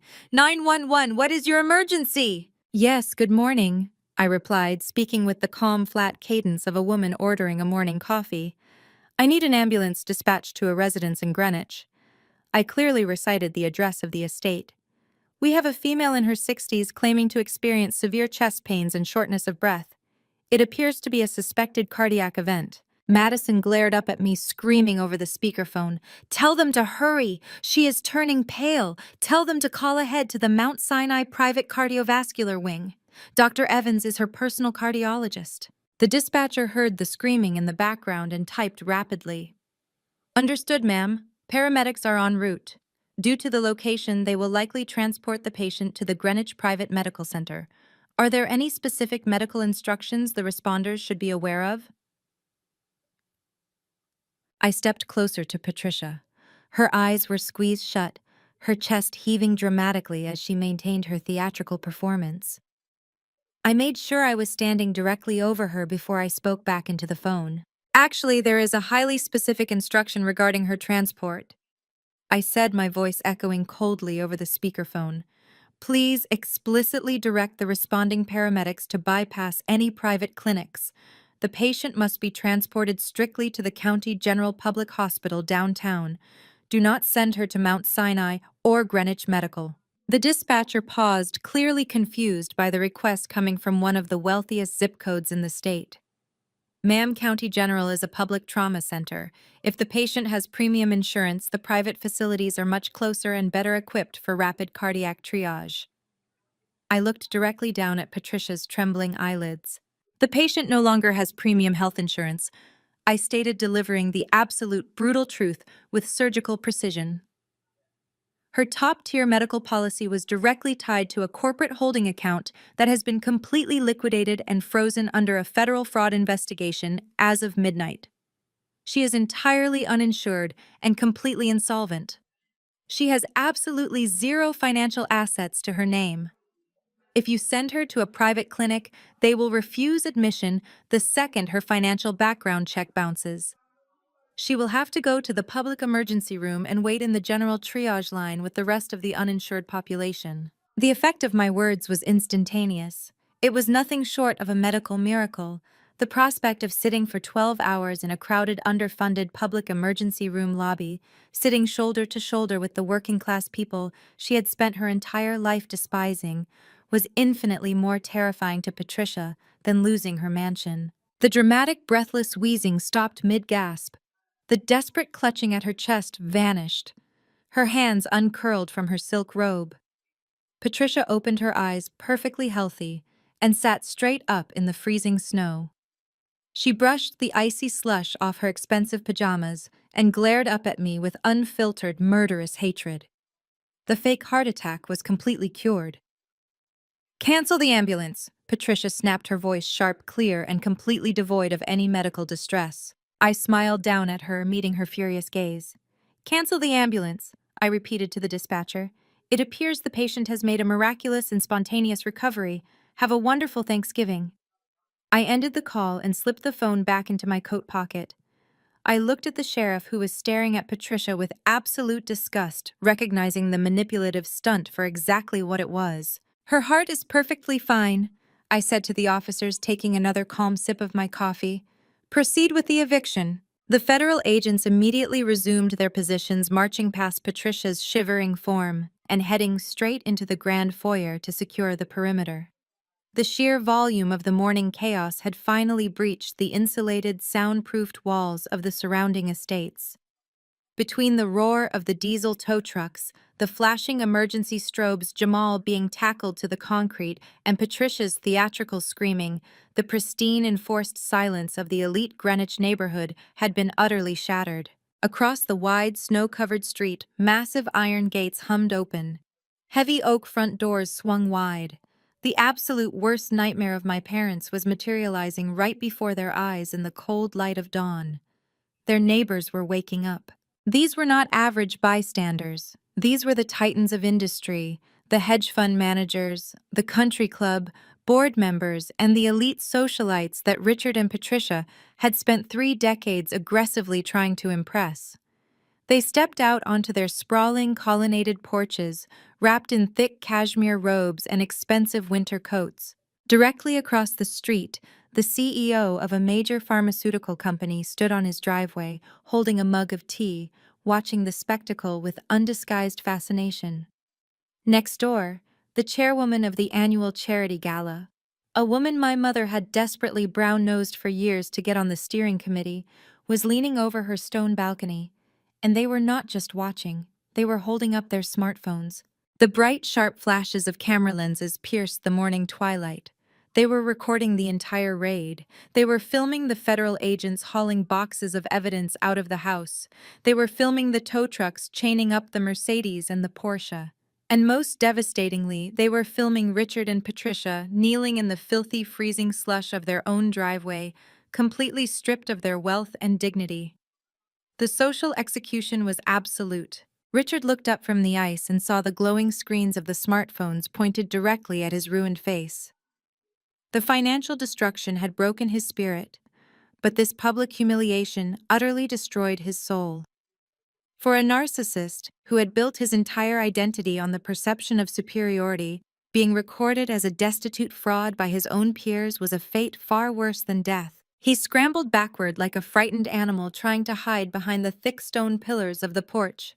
He threw his frozen, bleeding hands over his face, attempting to shield himself from the camera lenses. He whimpered a hollow, broken sound, completely paralyzed by the shame of his public exposure. Patricia crawled toward the hedges, wrapping her soaked, mud-stained silk robe tightly around her shivering shoulders, desperately trying to hide her face from the very women she had bragged to just yesterday. While her parents wallowed in the paralyzing agony of their destroyed social standing, Madison experienced a very different reaction. The golden child possessed a deeply ingrained, feral instinct for pure greed. Seeing her father broken and her mother humiliated did not trigger any sense of familial loyalty or grief in her. It triggered a ruthless survival mechanism. She realized with absolute certainty that the ship was sinking to the bottom of the ocean, and her only thought was how much treasure she could stuff into her pockets before the water took her under. While the federal agents were distracted with securing the second floor of the mansion, and while I was watching Richard cower from the neighbors, Madison quietly backed away from the porch. She slipped into the shadows of the grand foyer, disappearing into the chaotic interior of the house. I took another slow sip of my coffee, feeling the warmth spread through my chest. I did not need to chase her. I simply gave a subtle, silent nod to my lead attorney. Victor, who had been standing like a sentinel near the edge of the driveway, adjusted his wool overcoat and tracked Madison's trajectory. He moved with the quiet, lethal efficiency of a corporate shark. 5 minutes later, Madison re-emerged from the side door of the mansion, hoping to bypass the police barricade at the front entrance. She was practically sprinting down the icy flagstone path that led toward the street, keeping her head down to blend into the shadows of the tall, manicured privacy hedges. Tucked tightly under her arm, pressed hard against her pregnant belly, was a massive matte black crocodile skin Hermes Birkin bag. It was the crown jewel of her designer collection, a bag that retailed for more than most people made in a year. But it was not hanging gracefully from her forearm like a luxury accessory. She was clutching it like a duffel bag. The heavy leather seams were bulging outward in an unnatural, distorted shape. The top flap of the bag was strained to its absolute limit, unable to clasp shut, because the interior was stuffed to the point of bursting. Madison thought she had found a blind spot in the perimeter. She thought her status as a pregnant woman would make her invisible to the tactical teams securing the property. She reached the end of the stone path, stepping out toward the street, ready to hail a cab and vanish with her looted treasure. Victor stepped out from behind the tall hedges, moving directly into her path. He stood perfectly square, blocking her escape route to the street. He did not say a word at first. He just looked down at her with the cold, unyielding gaze of a man who seized assets for a living. Madison gasped, stumbling backward on the icy pavement. She pulled the bulging Birkin bag even tighter against her chest, her knuckles turning white as she gripped the crocodile leather handles. She tried to shoulder past him, instantly deploying her usual entitled aggressive attitude. "Get out of my way!" Madison hissed, her voice trembling with panic and rage. She tried to step to the left, but Victor mirrored her movement, effortlessly blocking the path. "I am pregnant, I am freezing, and I am leaving this property. You cannot legally hold me here. This is my personal handbag. Step aside before I press charges for harassment." Victor did not flinch. He did not yield a single inch of ground. He reached out with his gloved hand and firmly clamped his fingers around the thick leather handle of the Birkin bag. His grip was absolute steel. Madison tried to yank the bag away, but Victor's arm did not even move. The standoff froze them in place on the snowy path. "Open it!" Victor commanded, his voice sharp, authoritative, and completely devoid of negotiation. "Every asset inside this house is now collateral." Madison dug her manicured nails into the crocodile leather, her eyes wide with a mixture of terror and defiance. She yanked backward with all her remaining strength, but she was fighting a man who orchestrated hostile takeovers for a living. Victor did not engage in a tug-of-war. He simply twisted his wrist, applying sharp, calculated torque to the handle of the overloaded bag. The strained golden clasp, already pushed to its absolute limit by the sheer volume of looted goods stuffed inside, snapped open with a sharp metallic crack. Victor stepped to the side and aggressively ripped the bottom of the bag upward. Madison screamed as her prized Birkin was inverted. The contents did not just fall out. They cascaded into the dirty, freezing slush of the driveway in a heavy, glittering waterfall of absolute desperation. The snow was instantly covered in the remnants of Richard and Patricia's fraudulent empire. Thick rubber-banded stacks of emergency $100 bills hit the ice with heavy thuds. Velvet jewelry boxes tumbled open, spilling heavy diamond tennis bracelets, emerald necklaces, and Patricia's treasured vintage pearl chokers into the mud.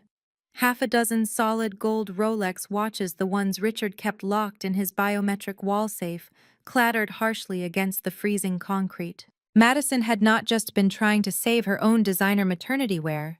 The golden child, realizing the ship was sinking, had sprinted straight to her parents' private safe and completely cleared it out. She had actively tried to rob her own mother and father blind to fund her escape. Richard and Patricia, who had been shivering near the front porch under the watchful eyes of the federal agents, heard the clatter of heavy gold hitting the pavement.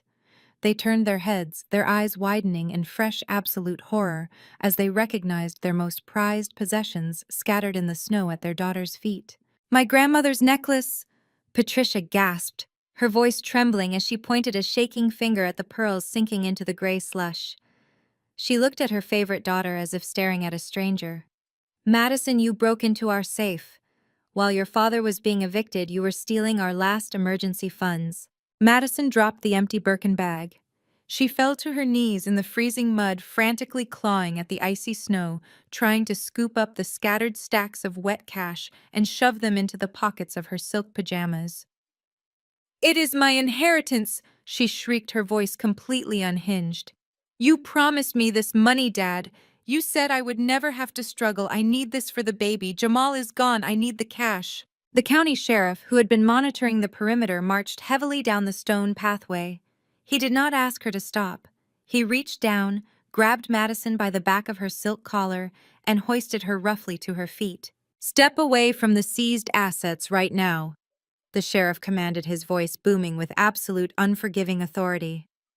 "Every single item on the ground is now the legal property of the primary creditor.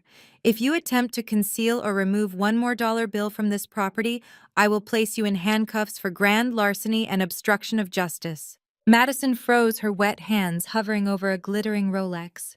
She looked up at the sheriff, then over at the federal agents who were currently shoving her husband into the back of a transport vehicle. The sheer terrifying reality of federal prison finally pierced her delusion. She slowly stood up, stepping back from the pile of looted wealth, sobbing uncontrollably into her freezing hands. Victor signaled to one of the process servers waiting near the porch. The young man walked forward carrying a standard cardboard box of heavy-duty black plastic construction trash bags. He snapped 3 of the large bags off the roll, the thick plastic rustling loudly in the quiet winter morning. Victor took the bags and walked up the stone steps. He handed one directly to Richard, one to Patricia, and threw the third one into the snow at Madison's feet. "You have exactly 5 minutes to re-enter the premises under armed escort," Victor announced, projecting his voice so the entire ruined family could hear their final terms. "You may gather essential non-luxury clothing. You may gather basic toiletries and required prescription medications. You are strictly forbidden from packing electronics, designer accessories, jewelry artwork, or financial documents. If you attempt to hide any high-value collateral in these bags, you will be arrested for theft. When your 5 minutes are up, you will walk out of those doors, and you will never step foot on this property again." Patricia stared at the cheap black plastic bag in her trembling hands. The woman who had spent 30 years organizing charity galas and bragging about her imported Italian luggage was now being ordered to pack her entire existence into a garbage bag. She looked at Richard silently, begging him to fix it, to find a loophole to wake her up from this nightmare. Richard did not look at her. He took his black trash bag, his shoulders slumping in total irreversible defeat, and shuffled through the shattered doorway of his former mansion, flanked heavily by an armed federal agent. The next 5 minutes were a masterclass in psychological devastation. Through the large bay windows, the neighbors watched as the wealthy, arrogant family scrambled frantically through their own home like common looters. They stuffed wool sweaters, socks, and basic winter coats into the black plastic. Madison wept hysterically as an agent forced her to leave her massive collection of designer shoes behind. Patricia hyperventilated as she bypassed her walk-in closet of fur coats, grabbing only a pair of sweatpants and a heavy winter parka. Exactly 5 minutes later, the sheriff ordered them out. They marched out onto the front porch. The contrast was staggering. Just yesterday, they had stood on this very porch, radiating wealth, power, and untouchable arrogance. Now they stood shivering in the biting wind, their hair disheveled, their faces bruised and stained with tears, each clutching a single black garbage bag filled with cheap clothing. They looked exactly like what they were: bankrupt, evicted, and utterly ruined. I stood at the base of the stone steps, my camel hair coat perfectly pristine, sipping the last warm drop of my coffee. I watched them trudge heavily down the icy path toward the street edge, entirely stripped to the bone. They had no cars, they had no cash, they had absolutely nowhere to go. I stepped up onto the expansive stone porch of my newly acquired multi-million-dollar asset. I reached into my coat pocket and pulled out my smartphone. I opened the encrypted smart home application that my tech team had forcibly bypassed and seized from Richard's server just moments ago. The heavy custom oak front door stood wide open, the cold wind blowing through the grand foyer. The digital keypad mounted on the stone wall next to the door was flashing a steady, angry red, completely locked out of its original network. I tapped a sequence of commands into my phone. I initiated the master system override. A sharp electronic beep echoed across the porch. The digital keypad instantly stopped flashing red. It shifted to a bright, solid, vibrant green, signaling that the entire estate had just recalibrated to my exclusive master code. I looked over my shoulder. Richard, Patricia, and Madison were standing on the icy curb next to the street, clutching their garbage bags, watching me. Their faces were portraits of absolute agonizing despair. I did not wave. I did not smile. I simply reached out and grabbed the heavy brass handle. With one smooth, deliberate motion, I pulled the massive oak door shut. The heavy steel deadbolts engaged automatically with a loud mechanical and deeply satisfying click, permanently locking my family out in the cold. The heavy steel deadbolts engaging sent a final resonating echo across the frosted lawn. I turned away from the massive oak door of my new property, pulling the collar of my camel hair coat tighter against the biting winter wind. I took my time walking down the icy flagstone path, my leather boots finding secure footing where my family had slipped and stumbled just moments before. I passed my lead attorney, Victor, who offered a brief, satisfied nod before heading toward his own vehicle. At the edge of the driveway, the federal agents were concluding their business with Jamal. The aggressive swagger that had defined my brother-in-law was entirely absent. The sharp, tailored lines of his expensive suit were destroyed, the fabric torn and stained with blood from his brawl with Richard. The heavy metal handcuffs severely restricted his movements as an agent pressed a hand onto his head, forcing him to duck into the back of the dark federal cruiser. Jamal tried to crane his neck, searching the snowy curb for Madison, perhaps hoping for one last display of wifely devotion. Madison did not even look at him. She sat on the icy concrete curb, her arms wrapped tightly around her shivering frame, completely abandoning the man who had promised her a billionaire lifestyle. The heavy door of the federal cruiser slammed shut with a definitive metallic thud, sealing Jamal inside the mobile cage. The driver shifted into gear, the tires crunching over the salt and snow as the vehicle carried the fraudulent tech executive away toward a federal holding facility. Simultaneously, the two massive diesel tow trucks shifted their heavy gears. Black exhaust plumed into the pale morning sky as the drivers navigated the wide circular driveway. The heavy steel chains clanked loudly against the undercarriages of the seized luxury vehicles. I stood by the door of my Range Rover and watched the bright white Porsche Cayenne and the matte black Mercedes G-Wagon get hauled unceremoniously down the street. The amber rotation lights flared against the snowy tree branches, fading slowly into the distance, until the roaring engines became nothing but a quiet hum. The driveway was now entirely empty, stripped of every single status symbol my parents and sister had worshipped. I turned my attention to the curb. Richard, Patricia, and Madison were huddled together on the frozen concrete, surrounded by the remnants of the brutal winter storm. They had been reduced to sitting directly on their cheap black plastic trash bags to keep their bare skin off the freezing ice. Richard stared blankly at his scraped, bleeding hands, his jaw bruised and swollen from the fight with Jamal.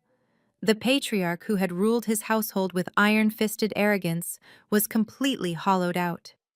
Patricia was shivering violently in her mismatched sweatpants and heavy parka, her perfectly highlighted hair plastered to her wet forehead. She kept looking up and down the wealthy street, terrified that the neighbors might still be watching her ultimate degradation from their warm, luxurious porches. Madison sat curled into a tight ball, her ruined velvet slippers soaking in a puddle of freezing slush, her face buried in her knees as she wept with loud, ragged gasps. They were entirely isolated. No friends were coming to rescue them. No high-priced fixers were answering their calls. They had no cash to hail a taxi and nowhere to go even if they could afford the fare. I opened the heavy door of my Range Rover and climbed into the driver's seat. The heated leather embraced me instantly, pushing away the sharp winter chill. I started the engine, the powerful motor humming smoothly to life. I shifted the vehicle into drive and let the tires roll slowly over the fresh snow, guiding the large SUV toward the street edge. I pulled the car right alongside the curb where my family sat shivering on their garbage bags. I brought the vehicle to a complete stop and pressed the button to roll down the passenger side window. The tinted glass slid down smoothly, releasing a blast of warm, climate-controlled air from my cabin directly into the freezing morning wind. Patricia lifted her head, her face pale and streaked with dirt and ruined makeup. Her eyes darted wildly, searching my face for a single ounce of the submissive, desperate daughter she had banished years ago. She found absolutely nothing but a cold, calculating professional, her pride finally shattered under the weight of her immediate survival instincts. She crawled forward slightly, her hands gripping the edges of her black trash bag. "Becca, please!" Patricia cried out, her voice cracking with pure, unfiltered desperation. The frosty air turned her ragged breath into white clouds. "Where are we supposed to go?" I leaned across the center console, resting my arm casually against the passenger seat. I looked at the woman who had spent my entire life telling me I was worthless, the woman who had allowed my father to throw me out into the snow to protect a fraud. I offered her a bright, completely genuine smile. "Try a homeless shelter," I said, my voice crisp and cheerful, cutting right through the miserable winter wind. "I hear they serve great turkey on Thanksgiving." I did not wait for her reaction. I did not care to see the fresh wave of horror wash over her face. I pressed the button to roll the tinted window back up, sealing off the freezing air and the pathetic sounds of my family weeping on the curb. I pressed my foot firmly onto the accelerator. The Range Rover surged forward, leaving Richard, Patricia, and Madison completely abandoned in the snow, surrounded by the icy wreckage of their own making. 3 months later, the brutal winter storms had long since melted away, replaced by the crisp, biting winds of early spring in Manhattan. I sat at the head of a massive polished glass conference table in my midtown office, finalizing the quarterly reports for my distressed debt fund. The aggressive acquisition of Richard's loan portfolio had yielded a phenomenal return on investment, solidifying my firm's reputation as a ruthless entity in the secondary market.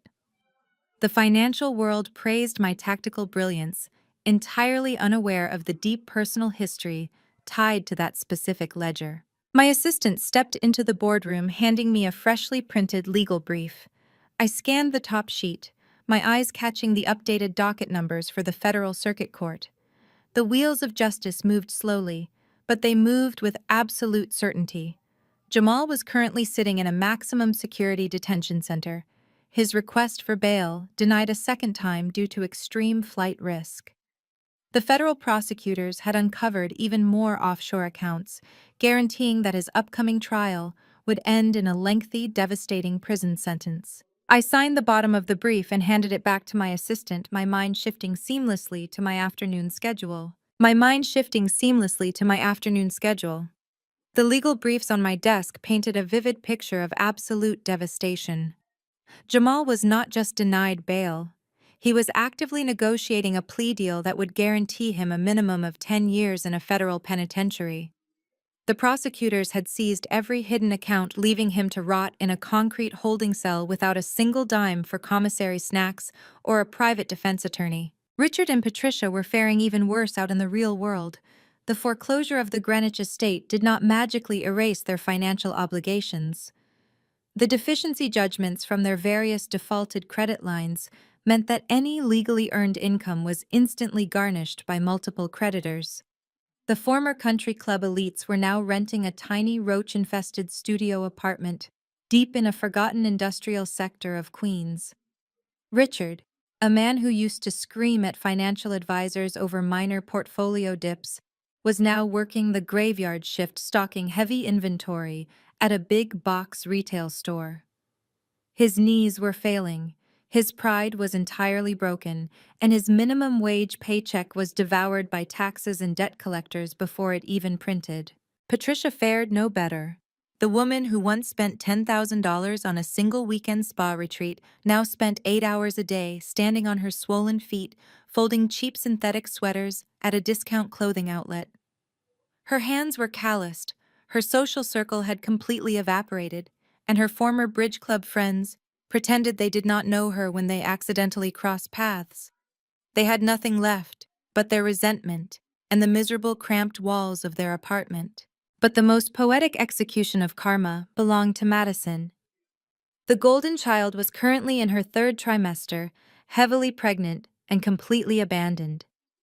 When the federal agents hauled Jamal away, Madison had immediately filed for divorce, desperately hoping to sever herself from his criminal liability and shield whatever hidden cash she thought she could salvage. It was a spectacular failure. The government seized her frozen bank accounts, liquidated her jewelry, and flagged her social security number. Stripped of her fraudulent wealth and her enabling parents, Madison faced the ultimate terror for a spoiled socialite. She actually had to get a job. Lacking any real-world skills, a college degree, or a basic work ethic, her employment options were severely limited. She was forced to take a job as a waitress at an upscale, hyper-exclusive French bistro in the heart of Manhattan. It was the exact type of pretentious, overpriced establishment where she used to spend her afternoons aggressively snapping her manicured fingers at the service staff, complaining about the temperature of her sparkling water, and leaving insulting $0 tips. Now, she was the one wearing the stained apron, forced to smile and bow her head to wealthy patrons who looked right through her. I stepped out of my sleek black car and handed the keys to the valet standing in front of that exact French bistro. I had not picked the restaurant to torture my sister. My newest client, a ruthless real estate developer, had chosen the location for our introductory lunch, The universe simply possessed a phenomenal razor-sharp sense of irony. I walked through the heavy glass doors, the warmth of the bustling restaurant enveloping me. I wore a sharp-tailored navy blue power suit, my heels clicking confidently against the polished mosaic floor. The maitre d' greeted me immediately, recognizing my name from the exclusive reservation list, and escorted me to a prime corner booth bathed in natural light. My client was running 10 minutes late, which gave me a moment to sip my sparkling water and review my digital portfolio on my tablet. The ambient noise of clinking silver and wealthy chatter filled the room. I kept my eyes on my screen focused entirely on the upcoming negotiation. I heard the soft, hesitant scuff of rubber-soled work shoes approaching my table. Good afternoon. Welcome to Le Petit Jardin. My name is Madison, and I will be taking care of you today. Can I start you off with an appetizer, or perhaps a look at our wine selection? The voice was exhausted, strained, and painfully familiar. It lacked the arrogant, piercing shriek that usually defined her tone. It was the beaten, submissive voice of a service worker desperate not to anger a high-paying customer. I slowly locked my tablet screen. I placed it gently onto the pristine white tablecloth. Then I looked up. Madison was standing next to my booth. She wore a tight, uncomfortable black uniform shirt that stretched awkwardly over her pregnant belly. A thick white canvas apron was tied around her waist, stained near the pocket, with what looked like balsamic vinaigrette. Her hair, which used to cost hundreds of dollars to maintain, was pulled back into a messy, frizzy knot. She held a cheap plastic notepad and a pen, her posture slumped from carrying heavy trays all afternoon. She had not looked at my face when she delivered her rehearsed greeting. Her eyes had been focused on her notepad, but when the silence stretched on for a fraction of a second too long, Madison finally looked up. Her pen slipped from her trembling fingers and clattered loudly onto the marble floor. All the blood rushed out of her face, leaving her completely pale. Her eyes widened in absolute, unadulterated horror. She stumbled backward, her rubber shoes squeaking against the tile, nearly crashing into a busboy carrying a tray of empty glasses. The realization hit her with the crushing weight of a falling building. The wealthy, untouchable client she was assigned to serve the woman she had to fetch bread and pour water for was the sister she had slapped across the face and banished into the snow. I did not smile. I did not glare. I simply looked up at her with the polite, empty patience of a patron waiting for their table service to begin. Madison stood completely paralyzed, her chest heaving under her stained uniform, her eyes locked onto mine as if looking at a ghost. The busboy behind her cleared his throat loudly, annoyed by the sudden roadblock she had created in the narrow dining aisle. The sharp sound snapped Madison out of her trance. She quickly crouched down her swollen belly, making the movement incredibly awkward, and fumbled to pick up her dropped pen from the mosaic tile. When she stood back up, her face was burning with a deep, furious shade of humiliation. She opened her mouth, her jaw trembling, clearly struggling to find words. I did not give her the satisfaction of an emotional reunion. I did not acknowledge our shared blood. I treated her exactly the way she had treated every single service worker she had ever encountered during her 35 years of unearned privilege. I treated her like she was completely invisible. "I will take the sparkling water, please," I said, my voice crisp, professional, and entirely dismissive. "With a slice of lemon. And we will need a few more minutes with the appetizers. My associate is running slightly behind." Madison swallowed hard, her throat visibly bobbing. She wanted to scream. I could see the old entitled rage flashing behind her tired eyes. She wanted to throw the menu storm out of the restaurant and demand respect. But the harsh, heavy chains of her new reality anchored her firmly to the floor. She had rent due. She had a baby coming. She had no husband to bail her out, and no father to fund her tantrums. She was trapped in the cold, unforgiving world she had mocked her entire life. "Right away, ma'am," Madison whispered, her voice completely defeated. She turned on her rubber-soled shoes and hurried toward the service station. My real estate client arrived a few minutes later, a sharp, aggressive developer looking to secure funding for a massive commercial project. We dove straight into the negotiations. For the next hour, Madison was forced to wait on us hand and foot. She had to approach the table with her head bowed, carefully pouring San Pellegrino into my crystal glass, her hands shaking so badly that the bottle clinked loudly against the rim. She had to stand silently while I confidently dissected a $50 million contract, listening as a powerful man deferred to my financial expertise. The ultimate torture for Madison was not that I was mocking her, it was my absolute chilling indifference. I did not make snide comments about her uniform. I did not accidentally spill wine on her apron to return the favor from Thanksgiving. I simply let her perform her menial labor, completely ignoring her presence, while I wielded the kind of corporate power she used to pretend Jamal possessed. When the lunch concluded and the developer shook my hand to seal our lucrative deal, Madison returned to clear our plates. She used a small metal crumber to meticulously scrape the breadcrumbs off the white tablecloth right in front of my chest.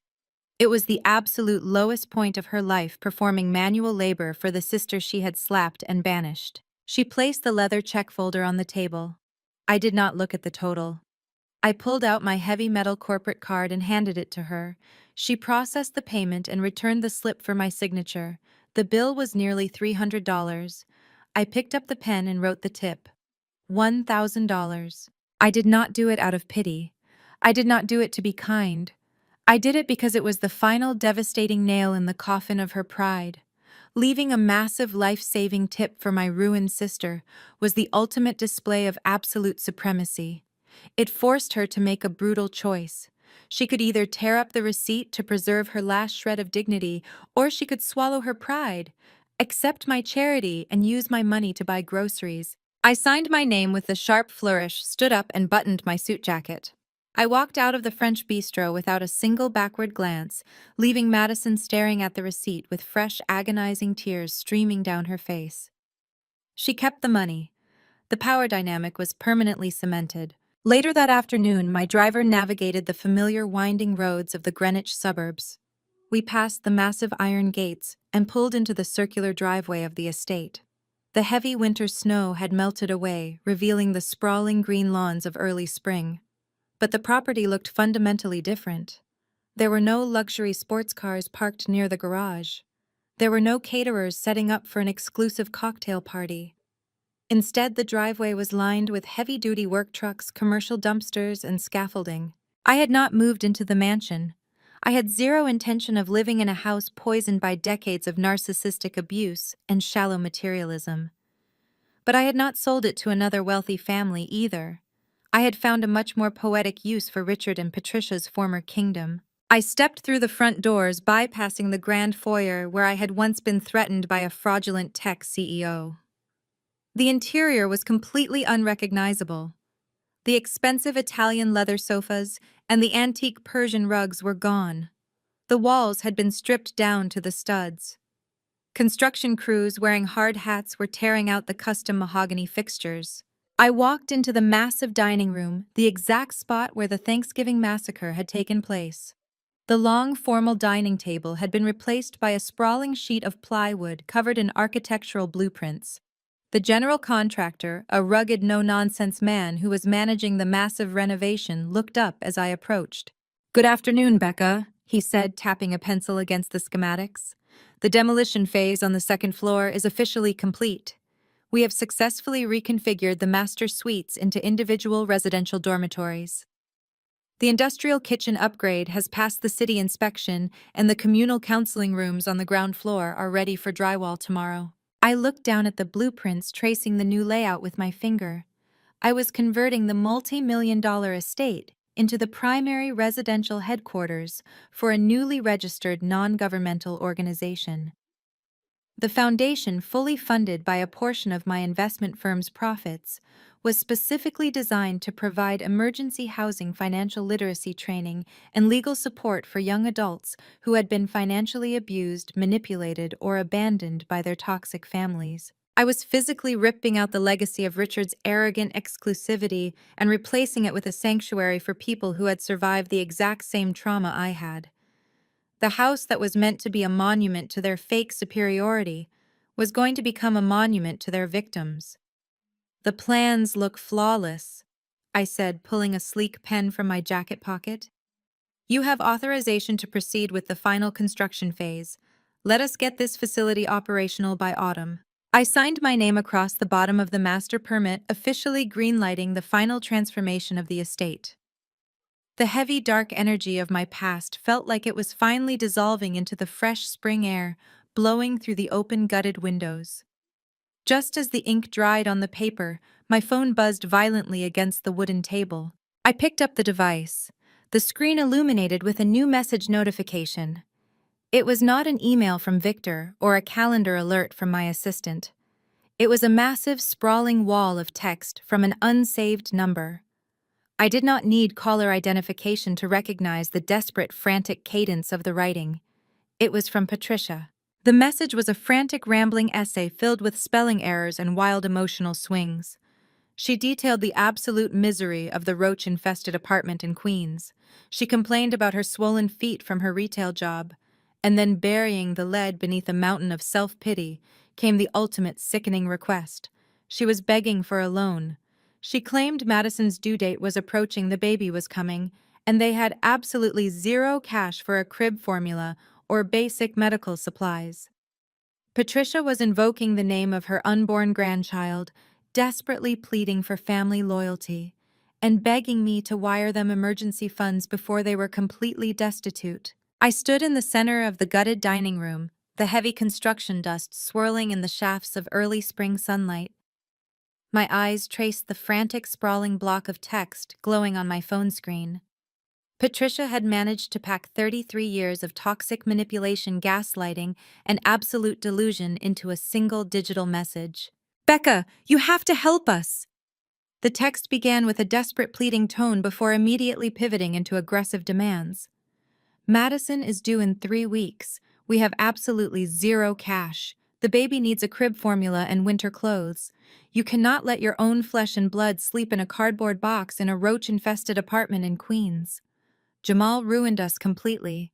We are victims here. You have millions of dollars. You proved your point, but now an innocent child is involved. You are an aunt. We are your family. God will punish your cold heart if you turn your back on a helpless baby. Wire us $10,000 right now. Call me immediately." I stared at the glowing pixels. I stood in the exact physical location where just months ago my father had thrown me out into a freezing blizzard to protect a fraud. I stood where my mother had watched my sister slap me across the face and then rushed to check if my sister's maternity dress had been stained. I waited for the familiar burning spike of adrenaline to hit my chest. I waited for the crushing weight of lifelong guilt to settle over my shoulders. I waited for the desperate, screaming urge to type out a massive, thoroughly documented response detailing exactly how they had brought this absolute ruin upon themselves. I waited to feel the need to defend my character against her threat of divine punishment. But as I stood there listening to the distant rhythmic hammering of the construction crew rebuilding the estate, the profound realization washed over me. The adrenaline never came. The guilt was completely evaporated. The anger, the bitter resentment, the desperate childhood need to force them to understand my perspective, it was all entirely gone. I looked at the message, and I felt absolutely nothing. There was no sadness.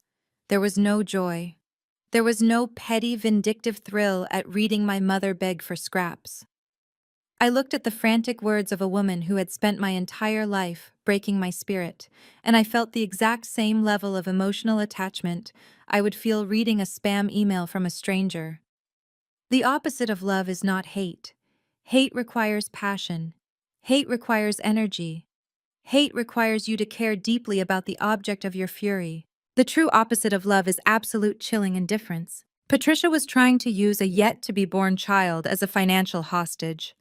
She was refusing to acknowledge that Richard had gambled their entire existence on a Ponzi scheme. She was demanding I fix a disaster they had violently engineered. Sending her $10,000 would not save that baby. It would just feed the parasite. It would teach them that my boundaries were negotiable, that if they cried loud enough and used enough religious guilt, the ATM would magically turn back on. I did not type a single letter in response. I did not send a witty, devastating comeback to remind her that she was currently living in the exact poverty she used to mock. They had already faced their legal and financial executions. My participation in their narrative was officially over. I tapped the small information icon at the top of the unsaved number. I scrolled down past the location data and the notification settings. I pressed my thumb against the bright red text at the very bottom of the screen. Block this caller. A confirmation window popped up warning me that I would not receive phone calls, messages, or FaceTime from people on the block list. I did not hesitate. I tapped block. Then I swiped left on the entire message thread and hit delete. The screen blinked, returning to my empty, pristine inbox. The digital umbilical cord was permanently, irreversibly severed. I slipped the phone back into the pocket of my tailored navy suit. I took a deep, cleansing breath of the fresh air blowing through the open, windowless frames of the mansion. Is the layout to your satisfaction, Becca? The general contractor walked over, rolling up a set of large architectural blueprints. It is flawless, I said, offering him a firm handshake. Keep the teams moving. I want this sanctuary fully operational before the first snowfall. Send the final invoices directly to my corporate office. I turned my back on the gutted estate. I did not take a lingering, sentimental look at the property. It was no longer a monument to my childhood trauma or a trophy of my financial revenge. It was just wood, concrete, and drywall. It was simply another asset in my portfolio currently being repurposed for a better cause. I walked out the front doors, stepped into the back of my waiting town car, and told my driver to head straight back to Manhattan. The drive into the city was smooth and quiet. I watched the towering steel and glass skyscrapers rise up along the horizon, their sharp edges cutting through the bright blue spring sky. I arrived at my corporate headquarters, stepping into the private elevator that shot me up to the top floor of the financial high-rise. The polished glass doors of my firm slid open. The ambient hum of high-stakes finance filled the air. Analysts were tracking global markets. Associates were reviewing distressed debt portfolios. I walked past them, all my heels clicking confidently against the marble floor, completely in my element. I approached the massive glass-walled boardroom at the end of the hall. My executive team was already seated around the long table, reviewing the projections for our next multi-million-dollar acquisition. As I opened the heavy glass door, the morning sunlight flooded the room, reflecting brilliantly off the polished mahogany table and illuminating the panoramic view of the empire I had built entirely with my own two hands. My phone remained completely silent in my pocket. I took my seat at the head of the table. I looked at the brilliant, dedicated professionals who respected my intellect, valued my leadership, and stood by me through every corporate battle. This was my true family. This was my legacy. I opened my portfolio, feeling a profound, absolute lightness in my chest. For the first time in 33 years, there was no shadow looming over my shoulder. There were no arrogant voices telling me I was not enough. I looked out at the bright, endless horizon of the city skyline and I smiled. It was not a smile of vengeance or a smirk of petty victory. It was a genuine, beautiful, completely unburdened smile. I had survived the fire, I had burned their fraudulent kingdom to ash, and now the rest of my life belonged solely to me. The story of Becca's financial revenge highlights a profound lesson about healing. True power doesn't come from vengeance, but from absolute indifference. For years, she chased the validation of a toxic family that viewed her as disposable. Yet her ultimate victory wasn't seizing their mansion or freezing their accounts. It was reading her mother's desperate text and feeling absolutely nothing. This teaches us that we cannot heal by waiting for our abusers to change. Instead, we must reclaim our narrative and build our own success. If you've ever had to cut toxic ties to protect your peace, share your story and comment below.